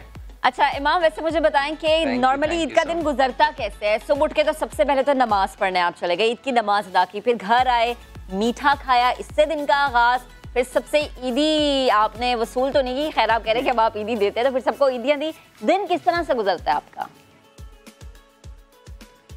दिन ज़ाहिर है जैसे आपने भी बताया है कि पहले नमाज जो है पढ़ते हैं, उसके बाद से जो है वापस जब आते हैं तो जो है अम्मी के हाथ की खीर खाते हैं, तो उसके बाद से जो है फिर हमारे घर में रिलेटिव्स और जो है गेस्ट वगैरह बहुत ज़्यादा आते हैं, तो फिर जो है इस ईद पे थोड़ा सा डिफरेंट है क्योंकि लॉकडाउन की वजह से इतना ज़्यादा जो है वो हैपनिंग ज़रा नहीं है कोविड की वजह से, लेकिन ये है कि घर में खानों की और ईद जो है दूसरों को जो बच्चों को देनी पड़ती है वो सिलसिला जो है काफ़ी देर तक प्रोलॉन्ग करता है। उसके बाद जो है फिर खानों का और फिर जो है आपस में लोग बातें करते हैं और जो सारे मिलके जो है कज़न्स वगैरह हम बैठते हैं, थोड़ी सी क्रिकेट भी खेलते हैं घर में, तो ये सारा ईद वाले दिन में क्रिकेट होती है, ईद वाले दिन में क्रिकेट की बातें जारी रहती हैं। देखिए आपको पता है हमारे घर में मेरे चाचू से लेके इंजी चाचू से लेके मेरे तक जो है हमारे घर में क्रिकेट वाला माहौल बचपन से ही हमने देखा है, तो ऐसा कोई भी जो इवेंट हमारा कंप्लीट नहीं होता कि जिधर क्रिकेट ना हो, तो क्रिकेट तो फिर मस्ट है ना। ज़बरदस्त। अच्छा इमाम भाई, सबसे प्यारी ईद कौन सी गुजरी, किस ईद को मिस करते हैं कि अच्छा वो जो ईद थी ना वो वाकई बड़ी ज़बरदस्त थी? ईद मेरे ख्याल से सारी ही अच्छी होती हैं, और लेकिन जो मुझे अभी तक लेटेस्ट याद आई है, अनफॉर्चुनेटली आपको पता है हमारी ईद पाकिस्तान में बहुत कम गुजरती हैं, लेकिन पिछले 3 से 4 सालों से हमारी ईद, छोटी ईद स्पेशली, वो इंग्लैंड में गुजरती है। मुझे याद है 2019 में हमारा वर्ल्ड कप हमारा 2019 में वर्ल्ड कप चल रहा था, तो हमने जिस दिन इंग्लैंड को हराया था उसके अगले दिन हमारी ईद थी, तो उस ईद का बहुत मज़ा आया था क्योंकि हमने जो है इंग्लैंड फेवरेट्स थे वर्ल्ड कप के, और हमने उनको जो है बड़ा अच्छा क्रंच मैच में हमने उनको एक्साइटमेंट मैच काफ़ी था मैच का, तो वो हम उस मैच में हम जीते थे और अगले दिन हमारी ईद थी, तो वो एक तरह के जो ईद की जो खुशी थी वो दोबारा दुगना हो गई थी, तो वो बहुत मज़ा आया था उस ईद का गुजारने का इंग्लैंड में। अच्छा इमाम, जैसे आप जिक्र भी कर रहे हैं कि जनाब 2019 के आपने याद ताज़ा की, अभी कोविड का है और हम देख रहे हैं कि कोविड में ज़्यादातर लोग घरों में रहना पसंद कर रहे हैं कि अच्छा ठीक है ज़्यादा गेट टुगेदर नहीं करते, लेकिन वो ईद जो कि आप ने बाहर गुजारी, अब घर वालों के साथ नहीं थे या क्रिकेट खेलते हुए गुजरी, टूर्स पे जो गुजरी, वो ईद कैसी थी, उसका भी ज़रा एक्सपीरियंस शेयर कीजिएगा। एक तो शेयर किया हाँ, 2019 के अलावा। जी बिल्कुल, ज़ाहिर है जब हमारे जो घर में गुजरती है, जब कोविड नहीं था तो उसका जो ईद का था वो मज़ा ही कुछ और होता है, क्योंकि आपको पता है तरह तरह के खाने, हैपनिंग लाइफ होती है, काफ़ी ज़्यादा घर में गेस्ट वगैरह बहुत ज़्यादा आ रहे होते हैं, और आप लोग जो है हम लोग भी जा रहे होते हैं, और उस खाने और जो है एक हमारा इधर लाहौर में एक दूर पे फार्म हाउस है, वहाँ पे हम स्विमिंग करने जाते हैं, वहाँ पे सारा एक जो है हम वहीं पे खाना अरेंज करते हैं, और सारा वहाँ पे क्रिकेट और वहाँ पे बैडमिंटन सब कुछ होता है, तो वो ईद का जो मज़ा है, अल्लाह करे हम वापस उस नॉर्मल लाइफ में आ जाएं जल्दी से सब लोग, कि जो सब अपनी अपनी फैमिलीज़ के साथ जो है दोबारा इसी तरह जो है प्लान कर सकें, क्योंकि आपको पता है इतना बिजी शेड्यूल हो गया है सबका कि जो ईद पे ही जो है सब वापस गेट टुगेदर होता है, तो वो वाला जो ईद है वो मैं काफ़ी मिस करता हूँ। ठीक, और इमाम अगर आप क्रिकेटर ना होते तो फिर क्या होते, डॉक्टर, इंजीनियर या फिर एंकर? मेरे ख्याल से मैं इंजीनियर होता, क्योंकि मेरी मदर की तरफ से बहुत स्ट्रिक्टनेस थी शुरू से पढ़ाई में। अच्छा, वैसे जनरली इमाम भाई ये कहा जाता है जो लड़का बहुत ज़्यादा गुस्सा कर रहा है, फ्रस्ट्रेशन है और इस तरह बात में रिएक्ट कर रहा है, तो कहते हैं वोटी ला के यार ठीक हो जाएगा, कोड़ी चढ़ेगा ना ठीक हो जाएगा। ये आपके साथ भी ऐसा मामला होता है? कहते हैं आपको यदि शादी करो ठीक हो जाएगा मुंडा। मुझे पता था कि नेक्स्ट क्वेश्चन आपका यही वाला होगा। जी देखें, मेरे घर वाले तो काफ़ी देर से कह रहे हैं शादी का देखें, लेकिन शादी का एक मेरे ख्याल से एक बहुत बड़ी रिस्पॉन्सिबिलिटी है मेरे ख्याल से, और एक लाइफ का बहुत बड़ा डिसीजन होता है, तो इंशाल्लाह कोशिश है कि जो है जब मुझे एक मेरे ख्याल से सही पार्टनर जो मुझे लगेगा, जो मेरे साथ कॉम्प्रोमाइज़ और सारी चीज़ें चल जाएगा, तो इंशाल्लाह मैं भी ज़रूर शादी करूँगा, लेकिन फ़िलहाल मेरी सिर्फ कॉन्सेंट्रेशन अभी क्रिकेट पे है। अच्छा इमाम भाई, लेकिन एक बात और, क्या हम उम्मीद रखें अगली छोटी ईद से पहले ये हो जाएगा, ये पार्टनर मिल जाएगा, कंपैटिबिलिटी मैच हो जाएगी, आप ये लगता है और वक्त लगेगा, कुछ ईदें और इसी तरह अकेले एलिजिबल बैचलर के तौर पे? मेरे ख्याल से अगली दफ़ा भी अगर आप ईद लेंगे तो फ़िलहाल मैं बैचलर ही रहूँगा, लेकिन जो है इस अगले साल तक मुझे आप माफ़ कर दें, लेकिन इंशाल्लाह अगले 2 सालों में इंशाल्लाह आप देखेंगे कि इंशाल्लाह अच्छा, अच्छे रिजल्ट्स आएंगे इस चीज़ के। हम देखते हैं आप जब क्रिकेट खेलते हैं बड़ा जम के खेलते हैं, इसके अलावा और क्या चीज़ है जो कि आपको बड़ी पसंद हो, प्रोफेशनल के तौर पे आप कहें कि अच्छा अगर क्रिकेट नहीं तो मैं ये काम करूंगा, बहुत पैशनेट है? या क्रिकेट के साथ साथ और भी कुछ चीजें साथ अटैच होती है ना, हाइकिंग और समथिंग, तो पैशनेट फॉर व्हाट? देखें, मुझे एज अ क्रिकेटर जो है काफ़ी स्पोर्ट्स पर्सनालिटी मुझे हमेशा ही जो है काफ़ी जो है उसके साथ रहने का मुझे बहुत शौक़ है। तो मैं बैडमिंटन खेलने का मुझे बहुत शौक़ है। मेरे घर में मेरा बैडमिंटन कोर्ट बना हुआ है और मैं रात को बहुत कम होता है कि मैं बैडमिंटन ना खेलूं, तो मुझे ऐसा लगता है कि वो एक ऐसी एक्टिविटी है जिसे खेलना मुझे बहुत अच्छा लगता है। और प्लस जो है शॉपिंग करना मुझे बहुत पसंद है।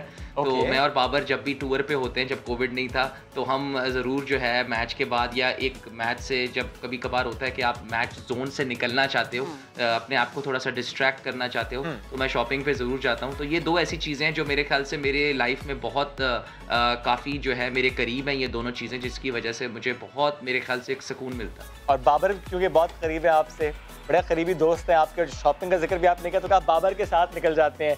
अगर बाबर साथ ना हो, अकेले शॉपिंग में जाए तो बोर होते हैं, मिस करते हैं बाबर को? जी, ऐसा बहुत कम हुआ है अभी तक पिछले 4 सालों में। अभी फ़िलहाल मैं साउथ अफ्रीका से वापस आ गया था, तो अभी वो जिम्बाब्वे में है, तो हमारी बात होती रहती है, लेकिन बहुत कम हुआ है कि हम दोनों शॉपिंग पे गए हों और हम दोनों अकेले गए हों। अभी लास्ट टूर जो हमने न्यूजीलैंड में किया है, कि जिसमें कोविड के हालात बेहतर थे, हम उधर नहीं था, तो हमने बहुत इकट्ठे शॉपिंग किया है। लेकिन हाँ, अगर ऑब्वियसली अगर बाबर नहीं है तो अगर अकेले शॉपिंग करना जाए तो डेफिनेटली मिस करता हूँ। मुझे याद है कि एक टूर था इंग्लैंड या न्यूजीलैंड था मेरे ख्याल से, जिसमें मैं जल्दी वापस आ गया था। तो बाबर, मुझे याद है कि मैं सुबह 7 बजे सो रहा था, तो बाबर का मुझे कॉल आया और वो ट्रायल रूम में जो है बस खड़ा हुआ और मुझे चीज़ें पहन के दिखा रहा है कि यार ये बता, ये वाली कैसे, ये वाली कैसे। वीडियो कॉल पे है ना, वो शॉपिंग फुल ऑन। लेकिन इमाम भाई, होता क्या है जब जाते हैं, आप कहते हैं ये चीज़ बेहतर लग रही है, ये लेनी है, या कि उनकी राय को ज़्यादा इंपॉर्टेंस मिलती है? इन एक्चुअल होता क्या, कौन इस बारे में ज़्यादा उसकी राय को इंपॉर्टेंस मिल जाती है? कोशिश होती है कि अगर कोई चीज़ है, हमारा नॉर्मली शॉपिंग का प्लान ये होता है कि पहले अगर हम किसी शॉप पे जाते हैं तो हमने वो पहले जाने से पहले हमने गूगल पे या हमने देखा होता है कि अच्छा इस टाउन में ये चली सारी चीज़ें हैं, तो हम जाके पहले सारी चीज़ें जो हमें अच्छी लगती हैं हम वो लेके ट्रायल रूम में खड़े हो जाते हैं दोनों अलग-अलग ट्रायल रूम में। तो फिर दोनों पहन के जैसे लड़कियां जाती हैं ना, खवातीन जैसे जाती हैं पूरी प्लानिंग के साथ, लिस्ट के साथ, भाई सहेलियों की तरह होती है ना, खवातीन जा रही होती है ऐसे। आप सहेला कहेंगे? सहेला दोस्त कहेंगे ना यार। तो ट्रायल रूम में जो है दोनों जाके फिर अपना दिखाते हैं कि यार ये वाला जो है, ये वाली शॉपिंग अच्छी है, ये वाला आपने पहना, ये नहीं। फिर एक दोनों उस म्यूचुअल अंडरस्टैंडिंग से डिसाइड कर लेते हैं कि अच्छा यार ये अच्छा लग रहा है, ये नहीं अच्छा लग रहा है। कभी लड़ाई भी हुई है इस बड़े प्यारे दोस्त से? देखें, ज़ाहिर है जब आप एक दूसरे की, उसको मैं 2011 से जानता हूँ, तो ऑलमोस्ट हमारी फ्रेंडशिप को 10 साल हो गए हैं। तो बहुत दफ़ा लड़ाइयाँ, ऐसा नहीं हुआ कि नहीं हुई, लड़ाइयाँ भी होते हैं, एक दूसरे को फिर मना भी लेते हैं। लेकिन हमारी पहले कौन मनाता है, पहल कौन करता है मनाने में? डिपेंड करता है गलती किस चीज़ किसकी है। जो है अगर गलती जिसकी है। इमाम भाई, मुझे बताएं, क्योंकि ज़रा बड़ी पुरानी आपकी दोस्ती उनसे, और शॉपिंग भी साथ, और वैसे भी ज़रा बीच में नोक झोंक भी होता है ना, ज़रा ये बड़ा प्यारा रिश्ता होता है दोस्ती का। कोई एक चीज़ जो कि आपको लगता है कि आप आज सजेस्ट कर सकते हैं कि Babar you should change yourself in this aspect, वो क्या चीज़ हो सकती है? बाबर को क्या चीज़ बदलनी चाहिए अपनी नेचर में से? बाबर को मेरे ख्याल से अल्हम्दुलिल्लाह जिस तरह की उसकी परफॉर्मेंसेस चल रही हैं, I wish and I really pray कि वो इस तरह ही खेलता रहे। और मेरे ख्याल से उसकी जो लाइफ में आफ्टर बीइंग अ कैप्टन, अब उसको मेरे ख्याल से शादी कर लेनी चाहिए। तो ये उसकी लाइफ में मेरे ख्याल से चेंज होना चाहिए। सही। अच्छा इमाम, मुझे बताएं कि वैसे सब ये करते हैं, क्या आप ये करते हैं कि कमरे में अकेले हैं, शीशे के सामने खड़े हैं, कहीं जाने के लिए तैयार हो रहे हैं, बालों में हाथ फेरे हैं, तो क्या बातें करते हैं आप शीशे को देख के? हाँ, मेरे ख्याल से सभी करते हैं और मैं भी करता हूँ। ऐसा नहीं है कि मैं नहीं करता हूँ। आपको पता है हर इंसान अपना जो है फेवरेट ही होता है। तो जो कोशिश होती है कि जब इंसान में तैयार होता है तो मुझे अपने बालों को छेड़ने का बहुत शौक है। तो वो मैं अपनी कोशिश होता है कि मुझे, लेकिन मैं कभी आज तक अपने बालों से सेटिस्फाई हुआ नहीं, चाहे मैं जितने जो भी हेयर स्टाइल रखूँ। मुझे अगर कोई कहता भी है कि अच्छे लग रहे हैं, लेकिन मुझे ऐसा लग रहा होता है कि हमेशा ये सेट नहीं है, अभी इसमें थोड़ी सी और ट्रिमिंग बाकी है, या थोड़ा सा और इसमें थोड़ी सी वैक्स रह गई है, या थोड़ा सा स्प्रे रह गया है। तो वो मेरा थोड़ा सा एक है कि मैं अपने शीशे के आगे जो है कोशिश में हमेशा यही लगा रहता हूँ कि मैं बाल सेट करता रहूँ। वो एक नेचुरल एक इंस्टिंक्ट रिएक्शंस होते हैं मेरे बालों में। यानी हम ये कह सकते हैं कि इमाम को सेटिस्फाई करना बहुत मुश्किल है। नहीं, ऐसा नहीं है, लेकिन ये बालों में ऐसा ज़रूर है कि सेटिस्फाई जो है मेरी कोशिश होती है कि मैं खुद को कर लूँ, लेकिन मुझे बहुत मुश्किल लगता है। ठीक है। अच्छा, एक बात और इमाम भाई, बहुत सी लड़कियां जो फैंस हैं आपके, बहुत सी लड़कियां ऐसी जो कि आपको मैसेज भी करती होंगी, बहुत सी लड़कियां ऐसी जो आगे प्रपोज भी करती होंगी, कभी गिना भी है कि कितनी लड़कियों ने कहा है आपसे कि आपसे शादी करके ख्वाहिशमंद है वो? ये मुस्कुराहट है ना चेहरे पे, वो गिन रहे हैं? Are you really counting? नहीं, गिन नहीं रहा। देखें, जाहिर है जब आप पाकिस्तान के लिए खेलते हैं, पब्लिक फिगर होते हैं, तो आपको ऐसे जो है रिस्पांस मिलता है, जो कि मेरे ख्याल से बहुत अच्छा है, होना भी चाहिए। और इससे आपको मेरे ख्याल से और मोटिवेशन मिलती है अगर आप पॉजिटिव साइड देखें टू परफॉर्म मोर। लेकिन ये होता है कि इस चीज़ में ये होता है कि मेरी मिलते हैं काफ़ी फ़ैन फॉलोइंग आपकी होती है लड़कियों की, तो कोशिश करते हैं कि उसको बैलेंस रखें, इतना ज़्यादा उसमें इन्वॉल्व ना हो। मेरे घर में जो है मेरी अम्मी को लोगों ने बहुत तंग करते हैं। मेरे अम्मी घर में जो है 2-3 दफ़ा जो है रिश्ते आ चुके हैं अम्मी को पूछने के लिए। तो बस अम्मी इतना आप जिक्र कर रहे हैं कि अम्मा को लोग तंग करते हैं और जब इतने प्रपोजल आते हैं तो हम आपके लिए बड़ी आसानी कर देते हैं। इस वक्त आपको सब लोग देख रहे हैं, तो आप वो क्वालिटीज बता देना कि लड़की में होना क्या चाहिए। अम्मा के लिए भी आसानी, लोग अम्मा को तंग भी नहीं करेंगे। कैसी होनी चाहिए इमामुल हक की लाइफ पार्टनर? क्वालिटीज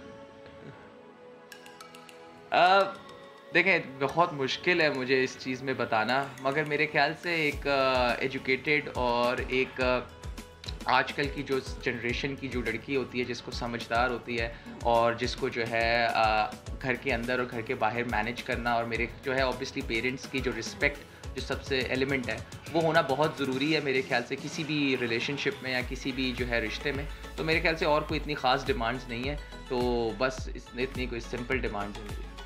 सही है, हमारी भी एक डिमांड है, छोटी सी डिमांड है, बहुत प्यारी सी डिमांड है कि हम चाहते हैं कि आपकी खूबसूरत आवाज़, यानी हम आपकी आवाज़ में गाना सुनना चाहते हैं, जो भी आपका पसंदीदा गाना और जिसके लिए भी आपने गाना। नहीं, गाना तो आप मेरे से कुछ और करवा लें, गाना वाना रहने दें। अभी वैसे भी कोविड के हाल चल रहे हैं इस वक्त, ज़रा थोड़ा सा गाना आप मेरे से रहने दें, आप कुछ और करवा लें। चलें, any message you want to give on this Eid, this day? जी बिल्कुल, मेरे ख्याल से अनफॉर्चुनेटली जो है मेरे ख्याल से वो वाली ईद हम मिस कर रहे हैं जो कि एक नॉर्मल हालात में होती है। तो मेरी सबसे रिक्वेस्ट भी है, और सब जो मुझे देख रहे हैं सुन रहे हैं उनसे मेरा मैसेज भी है कि प्लीज़ SOPs का ख्याल रखें, बहुत ज़्यादा ख्याल रखें। और अपने हो सकता है कि अगर आप यंग हैं तो आपको इम्यून सिस्टम इतना तंग ना करे, लेकिन आपके पेरेंट्स को और जो 40 अबव लोग हैं उनको तंग करे। तो आपसे गुजारिश है कि SOPs का ख्याल रखें और घर से कम निकलें, कोई बहुत ही इमरजेंसी हो तो निकलें, और अपने दूसरे लोगों का, आसपास में लोगों का ख्याल रखें। थैंक यू इमाम भाई, have a great day, have a great Eid. आप और आपकी फैमिली इस ईद बहुत एंजॉय करें, हम सब इस ईद को एंजॉय करें अपने अपने घरों में। Stay home, stay safe. Thank you once again जनाब इमामुल हक, वेरी यंग, वेरी टैलेंटेड। लेकिन अब जो अगले मेहमान हमारे हैं, जब से हम उन्हें देख रहे हैं, यंग थे, यंग है और लगता है यंग रहेंगे। और जब भी कोई मुश्किल आती है तो क्या कहते हैं, हाजिर है। हाँ, भाई हाजिर है, भाई हाजिर होने वाला है एक ब्रेक के बाद। Stay with us. मुझे ये लगता है कि मोहब्बत जिंदगी में एक दफ़ा होती है। कि आयशा भाभी से शादी से पहले आपको कभी मोहब्बत हुई थी? जी, आयशा से मेरी लव मैरिज थी और आज तक वो लव बरकरार ही नहीं बल्कि बढ़ रहा है।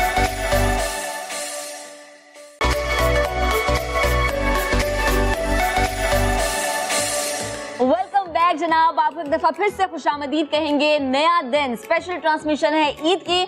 मुख्तलिफ ऐसी शख्सियात से आपकी मुलाकात हम करवा रहे हैं जिनसे मिलने का आपको बड़ा शौक है, पता है हमें जनाब। ईद का मौका है, खुशियों का मौका है, ईद के रंग बिखर चुके हैं, ईद का समा है। आप भी खुशियां बांधे ताकि ईदी खुशियों की सूरत में आपके पास वापस से लौट कर आए। अभी हम जिस शख्सियत से आपकी मुलाकात कराने वाले हैं, माशाल्लाह ऐसी पर्सनैलिटी है कि जब भी कोई मुश्किल होती है ना तो वो कहते हैं जनाब भाई हाजिर है, और भाई हाजिर हो जाता है। तो इस ईद पर हमने सोचा, नए दिन की टीम ने सोचा कि क्यों ना भाई को एक दफा फिर से हाजिर कराया। भाई हाजिर हो गए ना, तो जरा उनसे पूछा जाए कि भाई ईद कैसे मनाते हैं। अली जफर हमारे साथ मौजूद है। अस्सलाम वालेकुम अली, कैसे हैं आप? ईद कैसी गुजरी है? ईद मुबारक। लेकिन सबसे पहले मैं आपसे ये पूछूंगी कि ऐसा क्यों होता है भाई, मर्द हजरात क्यों सोकर ईद गुजारते हैं? आप भी ऐसे ही करते हैं क्या? कहाँ सो रहे हैं हम लोग? नहीं अली भाई बताएं। असल में जब कोविड में लॉकडाउन हुआ और उस टाइम के दौरान इतना सो लिया कि ईद को भी अगर सोना ही है तो फिर बंदा क्या करे। ईद तो जो है वो रिश्तेदारों के साथ और फैमिली के साथ ही मनाई जाती है। इस दफ़ा शायद हम उतने ज़्यादा रिश्तेदारों से ना मिल सकें लॉकडाउन की वजह से या अदरवाइज सोशल डिस्टेंसिंग की वजह से। फैमिली के साथ ही हंसते खेलते मनाएंगे इंशाल्लाह। और सोने के बारे में ये है कि ज़्यादा सोना नहीं चाहिए ज़िंदगी में, क्योंकि जो सोता है वो खोता है, जो खोता है वो सोता है। ये मैंने नहीं कहा, ये मैंने कहीं सुना है। अली भाई एक बात और, अक्सर इंटरव्यूज में वो हम सुनते हैं और कहते आप हैं कि बेगम के साथ बड़े आप रोमांटिक हैं। माशाल्लाह, अल्लाह ये रोमांस से प्यार कायम रखे।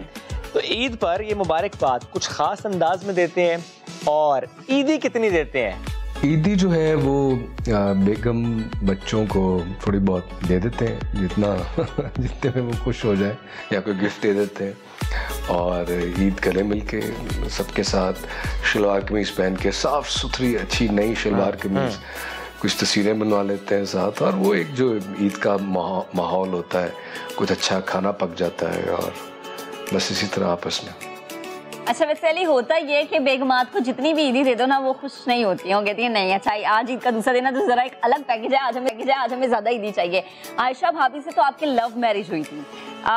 मुझे ये लगता है कि मोहब्बत ज़िंदगी में एक दफ़ा होती है। कि आयशा भाभी से शादी से पहले आपको कभी मोहब्बत हुई थी?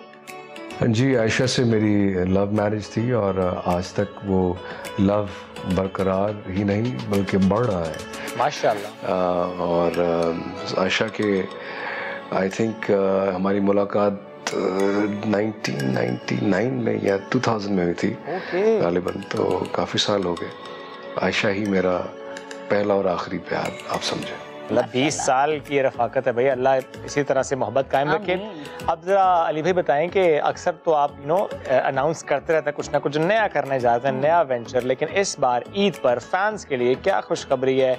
कोई नया गाना, कोई नई फिल्म, कोई नया प्रोजेक्ट? क्या फैंस के लिए ईद पे खुशखबरी ये है कि बहुत धमाकेदार गाने जो हैं वो तैयार हो रहे हैं और हो चुके हैं, और उनकी म्यूज़िक वीडियोस और म्यूज़िक बहुत ज़्यादा सुनेंगे आप इस साल। चूँकि सिनेमाज बंद है कोविड की वजह से, शायद फिल्म ना देख पाएँ, लेकिन कुछ और प्रोजेक्ट्स हैं बहुत इंटरेस्टिंग हैं जो आने वाले हैं और प्रोसेस में हैं, और वो आपके सामने मंजर आम पे आएंगे इस साल के प्रॉब्ली एंड में या बहुत जल्दी।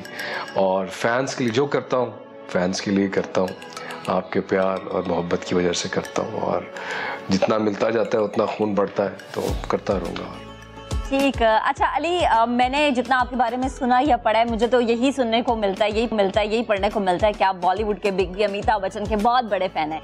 लेकिन मैं ये जानना चाहूँगी कि जब आपने सिंगिंग शुरू की तो किसे आइडियलाइज करते थे, किसे जहन में रखते थे? सामने किसकी तस्वीर होती थी या क्या चीज़ सामने होती थी जब कहते थे अच्छा इस तरह से गाना है? और जब एक्टिंग की, बड़ी धमाकेदार आपने एक्टिंग की यहाँ पर भी, हमसाये मुल्क में भी, तो एक्टिंग में आप किसे फॉलो करते हैं?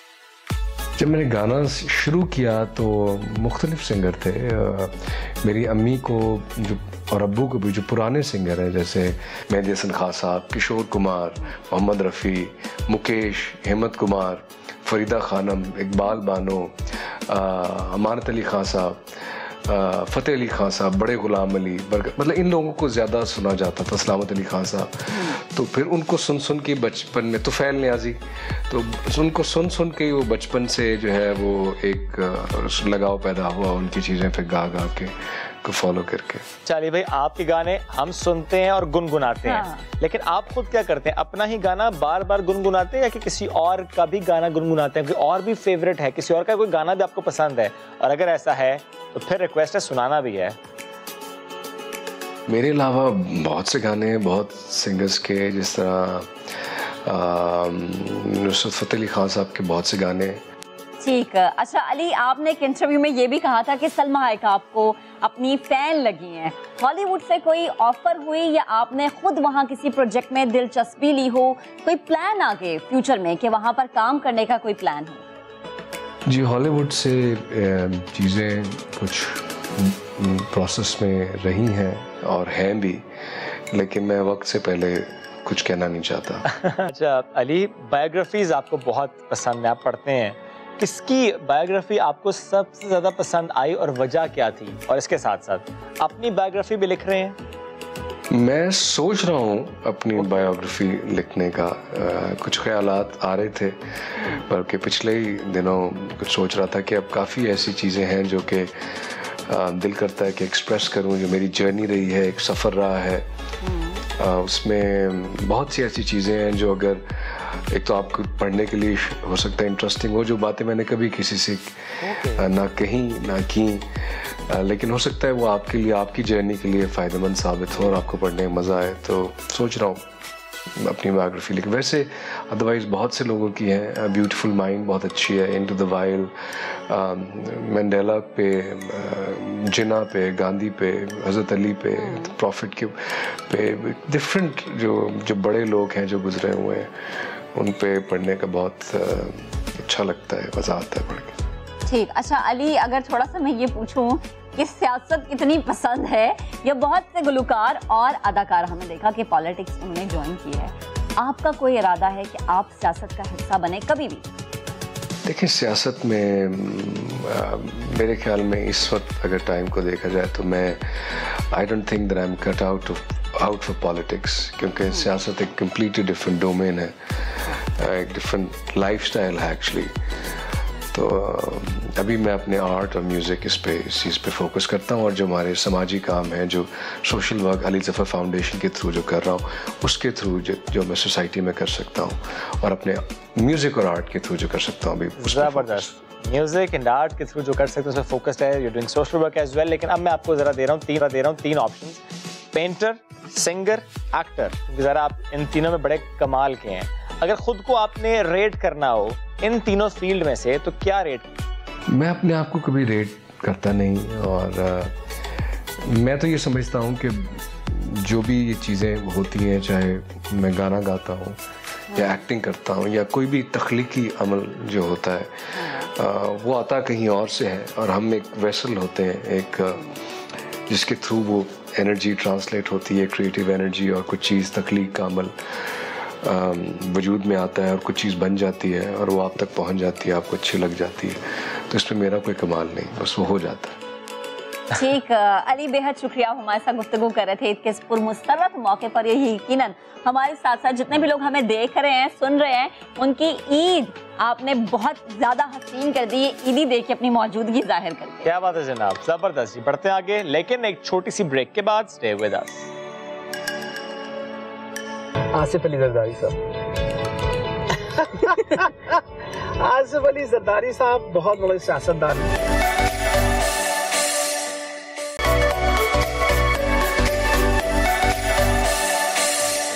तो जनाब अली ज़फ़र से तो हमने बड़ी मज़े की बातें की, ईद किस तरह से गुजारते हैं, कैसे गुजारते हैं, सब कुछ जान लिया। अब हम उसी खातून की बात करेंगे जिनका जिक्र हमने किया था बिल्कुल आगाज़ में, डॉक्टर यास्मीन राशिद। पूरा रमज़ान वो जितनी एक्टिव हमें माशाल्लाह नज़र आई। अल्लाह पाक उन्हें सेहत दे, अल्लाह पाक उनकी ये एक्टिवनेस जो है ना इसी तरह से वो कायम रखे, और वो हमें हमेशा इसी तरह से बताती नजर आए कि कोविड में क्या करना है क्या नहीं करना। थोड़े से सख्त जुमले भी इस्तेमाल करती है, थोड़ा गुस्सा भी करती हैं वो, कोई बात नहीं, उनका गुस्सा करना बिल्कुल हक पर है। हर जगह वो एक्टिव महक नजर आती हैं। हॉस्पिटल्स की मॉनिटरिंग हो, वैक्सीनेशन सेंटर्स की बात हो, मीटिंग्स की बात हो, क्योंकि ज़ाहिर रिकमेंडेशन वज़ारत सेहत की जानिब से जाती है कि अब क्या होना है, लॉकडाउन ज़रूरी है या नहीं है, स्मार्ट लॉकडाउन स्ट्रैटेजी क्या हो, कैसे काबू करना है, फैलाव को रोकना कैसे है, कम कैसे करना है, ये सारे मामलात वो देख रही हैं, यानी उनकी वजारत देख रही है। लेकिन आपकी देखिए वो कैंसर जैसे मूजी मरज में मुब्तला है, इसके बावजूद वो जितना काम कर रही हैं, जितना बखूबी तरीके से वो अपने फ़राइज़ सर अंजाम दे रही हैं, और जिसका एतराफ़ हमने देखा कि सोशल मीडिया पर भी किया गया। बहुत सारे लोग और पाकिस्तानी शहरी जो हैं उन्होंने खराज तहसीन भी पेश किया, उसकी हकदार हैं। हम सबकी यही दुआ है कि अल्लाह पाक जल्द अज जल्द डॉक्टर साहिबा को सेहत दें,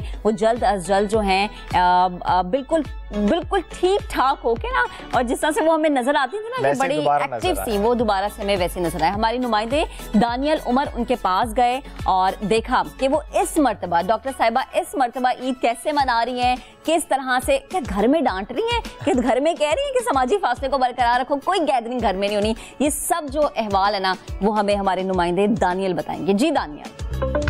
ईद का दिन तो सबके लिए अहम होता है, मगर सियासतदान ईद का दिन कैसे मनाते हैं और जब हुकूमत में आ जाएं तो उनकी ईदें कैसे गुजरती हैं, हम आज आपको मिलवाएंगे पंजाब की आयरन लेडी से, जिन्होंने कोविड के दौरान कितना काम किया, किस तरह से पंजाब के अंदर पॉलिसीज बनाई, अस्पतालों की हालत-ए-जार को किस तरह से देखा और अपनी बीमारी से कैसे लड़ी।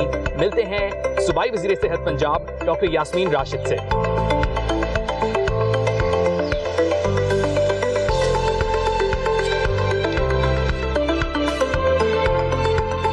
अस्सलाम वालेकुम मैम, कैसी हैं आप? ईद मुबारक आपको बहुत बहुत। मैम ईद बहुत बहुत ज़्यादा मुबारक हो। ईद का दिन कैसा होता है आपका, क्या रूटीन होती है आपकी ईद वाले दिन? अब देखिए, पिछले साल और अब तो इस साल की ईद का रूटीन में ही तब्दीली आ गई है। वजह यह है कि आपको पता है कि इतना बड़ा इस वक्त हम एक वबा का सामना करना पड़ रहे हैं, वरना क्योंकि मेरे मियाँ बड़े हैं तो अमूमन ईद वाले दिन हमारे घर पे बहुत रौनक होती है। सारे लोग, मैं भी अपने घर में सबसे बड़ी बहन हूँ और बहन भाई वगैरह बाल बच्चा सब मिलने आता है, तो ईद का दिन बड़ा बारौनक दिन होता है। मैम कोविड आ गया है, तो इस कोविड की वजह से आपकी जो ईद है वो कैसे तब्दील होगी है, क्या डिफरेंस आया है इस ईद के अंदर और कोविड से पहले की जो ईद थी उसके अंदर? मेरे डिपार्टमेंट जो है वो तो 24 घंटे काम कर रहा है। आपको पता है कि जब पिछला ये मैंने प्रेस कॉन्फ्रेंस की उसमें अनाउंस किया कि हेल्थ डिपार्टमेंट और जितनी एसेंशियल सर्विसेज 24 घंटे खुली है, तो हेल्थ डिपार्टमेंट तो बंद ही नहीं हो सकता। अस्पतालों में भी हमने छुट्टियाँ ख़त्म कर दी हैं, तो अगर वहाँ छुट्टी ख़त्म है तो मेरी भी कोई छुट्टी नहीं है। तो ईद पर कोई आपको शौक है कि डिज़ाइनर कपड़े हों, डिज़ाइनर कोई जोड़ा जो है वो आप पहने और ईद की जो है वो भरपूर किस्म की तैयारी करें? बाज़ार तो मैं शायद साल में एक दफ़े जाती हूँ, वो भी एक चंद दुकानें हैं जहाँ मैं जाके अपने जो वो कहते हैं ना मौसम के जोड़े 2-4 जो लेने होते हैं, उसके अलावा बस इतना ही इतनी ज़रूरी शॉपिंग होती है। ईद के लिए कभी मैंने कोई ख़ास तैयारी कभी भी नहीं की थी। आज की बात नहीं है, ये शुरू से इसी तरह के मैंने कभी कोई बहुत ज़्यादा तैयारी, नए कपड़े वगैरह, जवानी की बात अगर आप कर रहे हैं तो वो तो डिफरेंट बात है। लेकिन कोई ईद वाले दिन कोई सेवइयाँ, शीर खुरमा, कोई मीठा इस तरह से कुछ नहीं बनाती? जी बहुत। लेकिन मुझे मेन्यू वो अपना रेसिपीज तो सब आती थी, दादी वालदा की वजह से, तो घर पे हमारे शीर खुरमा तो ज़रूर बनता है और बहुत अच्छा शीर खुरमा। वालदा मेरी यूपी की थी, इसलिए शीर खुरमा, बिरयानी वगैरह ये तो सारी चीज़ें तैयार होती हैं ईद वाले दिन खाने पीने की। और सारे वही मेरे अपने मेन्यूज़ हैं, वो अपना जो रेसिपीज़ हैं वही बनते। लेकिन वो वाली बात है, तैयारी तो जो घर के हमारे मुलाजमीन हैं वही करते हैं सारी। बहुएं मेरी माशाल्लाह बहुत शौकीन है पकाने की, तो मैं इस मसले में खुश नसीब हूँ कि किचन में जाए बगैर अच्छे से कच्चा खाना बन जाता है। मेरी बहुओं की पार्टिसिपेशन, बेटी भी मेरा बहुत अच्छी, वो शी इज़ ऑल्सो डॉक्टर, वो भी बहुत अच्छा खाना पकाती है। ईद का दिन है आज, कोई ना कोई मीटिंग आपने रखी हुई है आज, तो क्या प्लान है मीटिंग में और आपने किधर किधर जाना है? असल में बेटा मीटिंग्स वगैरह जो हैं वो इस तरह कोई ऑफिशियल मीटिंग्स तो नहीं रखी। जहाँ ज़रूरत पड़ रही है वहाँ उस चीज़ को, वो कहते हैं ना फायर फाइटिंग वाली जो मीटिंग्स होती हैं, दोज आर इम्पॉर्टेंट मीटिंग्स, किसी किस्म की कमी ना रह जाए। तो इंशाल्लाह वो भी दफ्तर के अंदर एक मीटिंग रखी हुई है। तो मैडम हम भी फिर आपके साथ चलते हैं और गाड़ी में बैठ के आपसे बातें करते हैं, आप जब मीटिंग पे जाती हैं तो। चलिए चलें।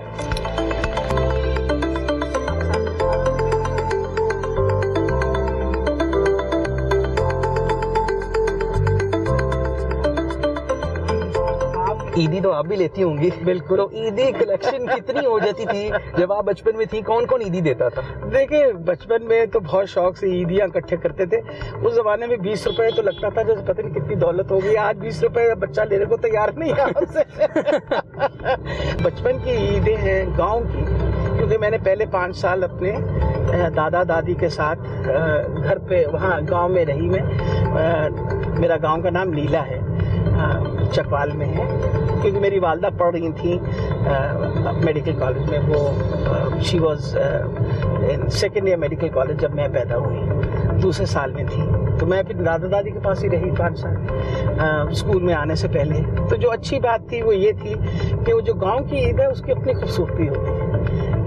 झूले लगते हैं, वो झूलों का बहुत शौक होता है गांव के अंदर। अच्छा वो आती थी बंगराड़ियाँ, उनको कहते थे, वो चूड़ियाँ लेके आया करती थी, बड़े बड़े उनके सरों के ऊपर वो होते थे, वो छाछ उनके अंदर डाल के चूड़ियाँ, फिर चूड़ियाँ चढ़ाती थी, मेहंदी लगती थी।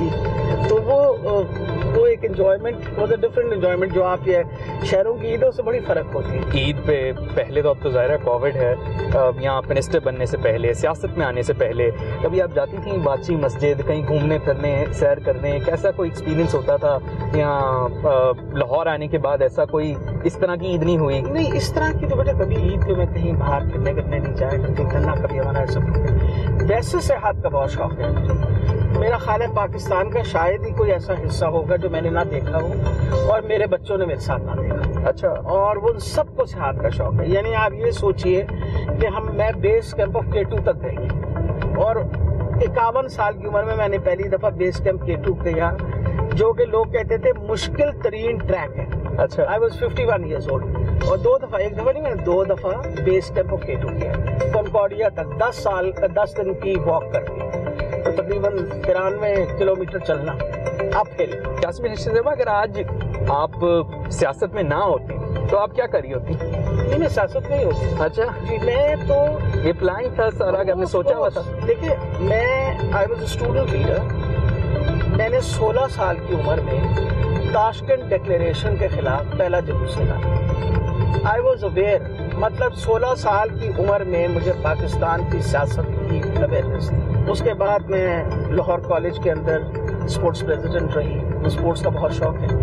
उसके बाद मैं फातिमा जिन्ना मेडिकल कॉलेज के अंदर जनरल सेक्रेटरी थी यूनियन की। फिर मैं प्रेसिडेंट थी। उस ज़माने में तो यूनियंस वर वेरी एक्टिव, तो मैं जनरल सेक्रेटरी रही, फिर प्रेसिडेंट रही यूनियन की। और फिर जब डॉक्टर बनने के बाद, मैंने अपनी पोस्ट ग्रेजुएशन मुकम्मल करने के बाद, मैं बड़ी एक्टिवली, आपको पता है, पाकिस्तान मेडिकल एसोसिएशन के साथ एसोसिएटेड 1988 से लेके आज तक एसोसिएटेड रही हूँ PMA के साथ। तो क्योंकि मेरा और शादी भी मेरी एक सासी खानदान में हुई थी। मेरे ससुर वॉज फाउंडर मेंबर थे पाकिस्तान पीपल पार्टी के, और भुट्टो साहब के पहले एजुकेशन मिनिस्टर थे पंजाब में। तो सियासत में तो उनकी बहुत बड़ी मेंटरिंग भी थी। उन्होंने जिस तरीके से मुझे बताया, मुझे अभी क्योंकि मेरी शादी तो हो गई थी जब मैं अभी FSC में, तो मेरी तहरीक-ए-इंसाफ में ज्वाइन करने का एक बहुत बड़ी वजह मेरे ससुर थी। 2008 के अंदर जब पीपल पार्टी, उस वक्त हमने पीपल पार्टी को वोट दिया, हमें तो ये भी नहीं पता था हमारा कैंडिडेट यहाँ से कौन है। हमने जाके तीर पे मोहर लगाई,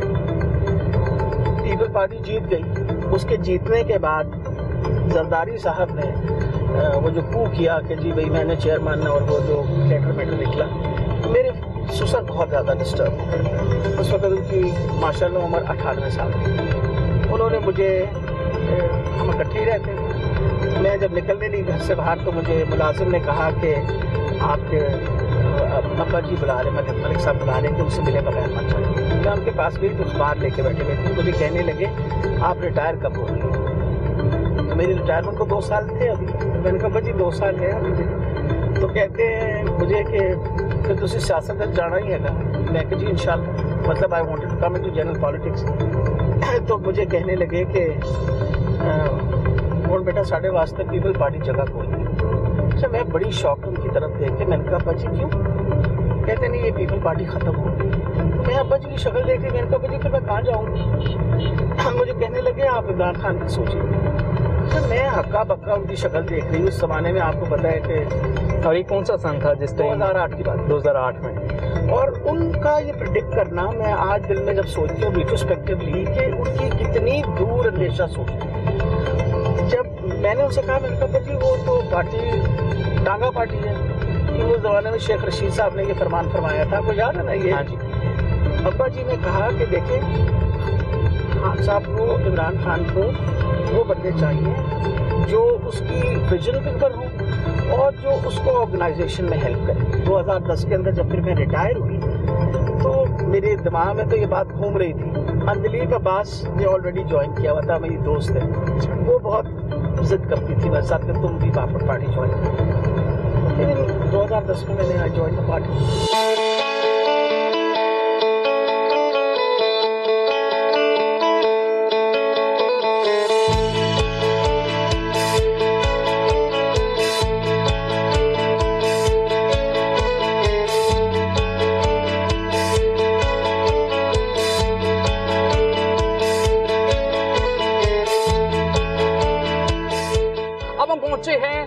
गुज्जर सिंह पुलिस लाइन के अंदर, जहां पे वैक्सीनेशन सेंटर बनाया गया है, जहां पर पुलिस वालों की, ट्रैफिक वार्डन्स की वैक्सीनेशन होगी। सूबाई वज़ीर सेहत पंजाब डॉक्टर यास्मीन राशिद यहां का दौरा करेंगी। आइए चलते हैं।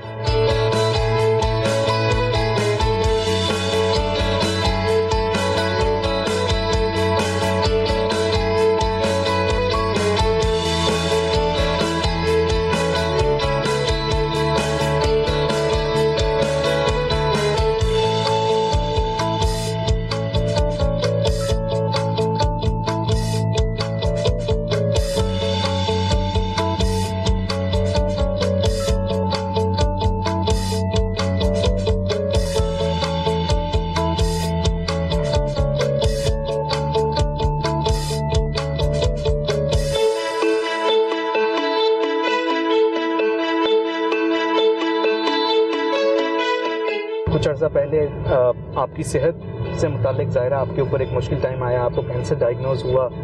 कभी हिम्मत टूटी आपकी ये सारा जब मामला हुआ?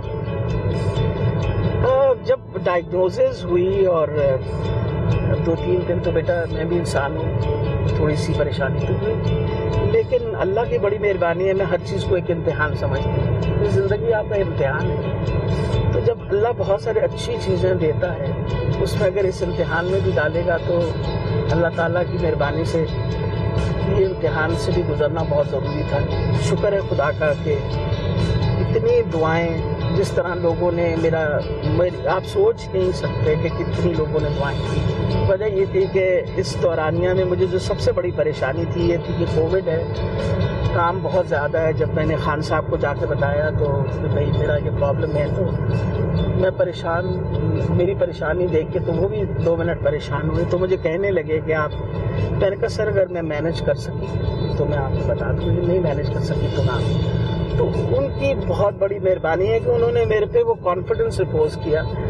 उनको ये कॉन्फिडेंस था कि इन मुश्किल हालात के बावजूद मैं मैनेज कर दूँ। यास्मीन राशिद साहिबा, पाकिस्तानियों से आपको इतनी मोहब्बत मिली जब लोगों को पता चला कैंसर डायग्नोज हुआ है। एक प्रेस कॉन्फ्रेंस के बाद सोशल मीडिया के ऊपर आपको लोगों ने इतनी नेक तमन्नाएं भेजी, आपको पाकिस्तान की आयरन लेडी का खिताब दिया गया। मरियम नवाज ने आपके लिए नेक तमन्नाओं का इजहार किया, अपने ट्विटर अकाउंट पर लिखा कि जब उनकी वालदा को जो है वो कैंसर हुआ था तो उन्हें याद है क्या वक्त होता है एक माँ के ऊपर। कैसा लगा ये सारा कुछ जब आपको लोगों की इतनी मोहब्बत मिली? मरियम की वालदा जब बीमार थी ना, आपको पता है मैं उनके खिलाफ इलेक्शन लड़ी।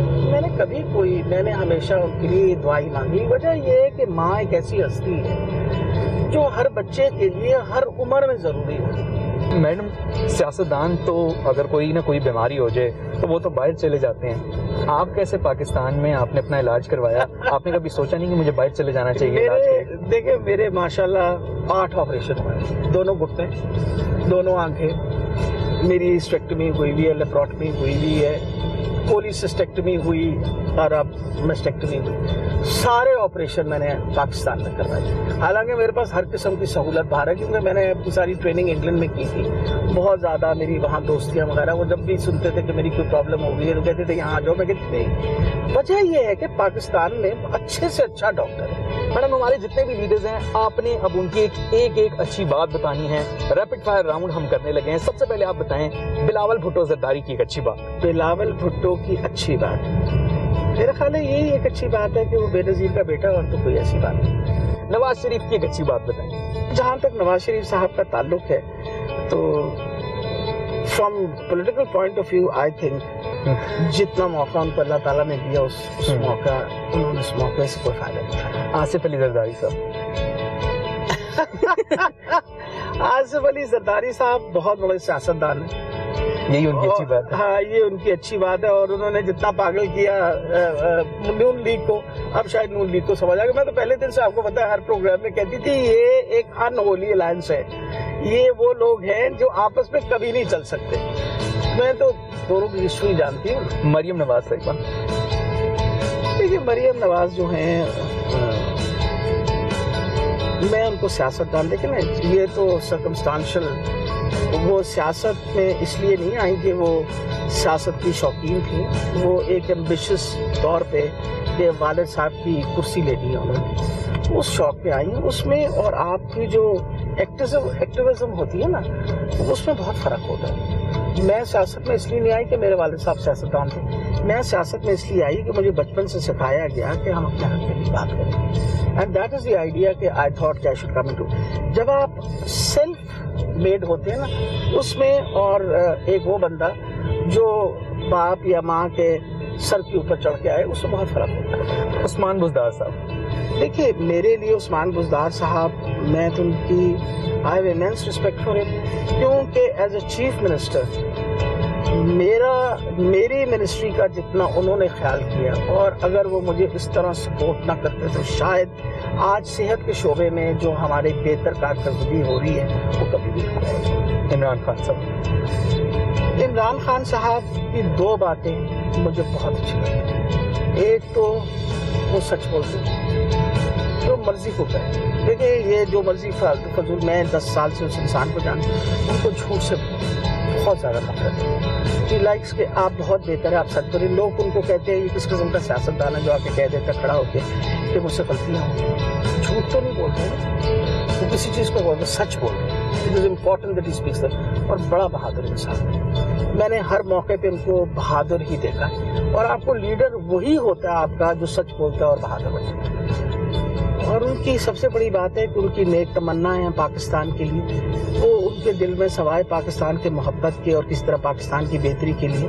मैंने उनको गिड़गिड़ाते हुए दुआएं करते हुए देखा पाकिस्तान के लिए, तो मुझे आई एम वेरी प्राउड कि वो मेरे लीडर हैं। मैडम, मैं शौकत खानम में इलाज के लिए जाती थी, मरीज मुझे रोक के इसके साथ ये पहचानते थे मुझे, और मुझे कहते थे आपने खान साहब को हमारी तरफ से दुआ दी जो उन्होंने हमारी यहाँ खिदमत करवाई। जिस मुझे बताए, एक पॉलिटिकल बंदे के लिए आपको लोग रोक के कहें कि हम आपके लीडर को दुआएं देते हैं, मेरे लिए और इससे ज़्यादा फख्र की बात हो क्या सकती है। मैडम बहुत बहुत शुक्रिया, आपने हमें ईद वाले दिन, इतना मसरूफ दिन गुजरा आपका, और आपने हमें वक्त दिया, हमने देखा कि आपकी ईद जो है वो किस तरह से होती है। बड़ी मज़े मज़े की बातें हुई, और यास्मीन राशिद साहिबा हमारे साथ मौजूद थी। सारी दिल की वो बातें जो हम उनसे पूछना चाहते थे, लोग उनके बारे में नहीं जानते थे, वो उन्होंने आज की हैं, और हमें बहुत मज़ा आया है उनके साथ। वापस स्टूडियोज में चलते हैं। दानियाल बेहद शुक्रिया, और डॉक्टर साहिबा माशाल्लाह खुश भी हैं और माशाल्लाह थोड़ी सी एक्टिव भी नजर आ रही हैं। तो जनाब, आज हमारा ईद स्पेशल जो प्रोग्राम है यहाँ पर इख्तिताम हुआ है, लेकिन कल क्या होने वाला है? कल भी जनाब बड़े प्यारे गेस्ट होंगे हमारे साथ। इसी स्टूडियो में होंगे जनाब सियासत से जुड़ी बड़ी दबंग किस्म की खवातीन, डिफरेंट पॉलिटिकल पार्टीज को रिप्रेजेंट कर रही हैं, लेकिन यहाँ पर आ जाएंगी तो एक हो जाएंगी या कि नोक झोंक बरकरार रहेगी। तो जनाब ये खवातीन पॉलिटिशियंस ईद मना रही हैं कैसे, ये दिखाएंगे आपको कल। लेकिन आज का दिन एंजॉय कीजिए, stay home, stay safe, wear mask when you go outside, और प्लीज खूब सा एंजॉय करना है तो बस घर में रहकर ही करना है। घर में रह के करें, टीवी देख के करें, हमारा प्रोग्राम कल का इंतजार करें, ईदियां दें, खुशियां बांटें। अल्लाह।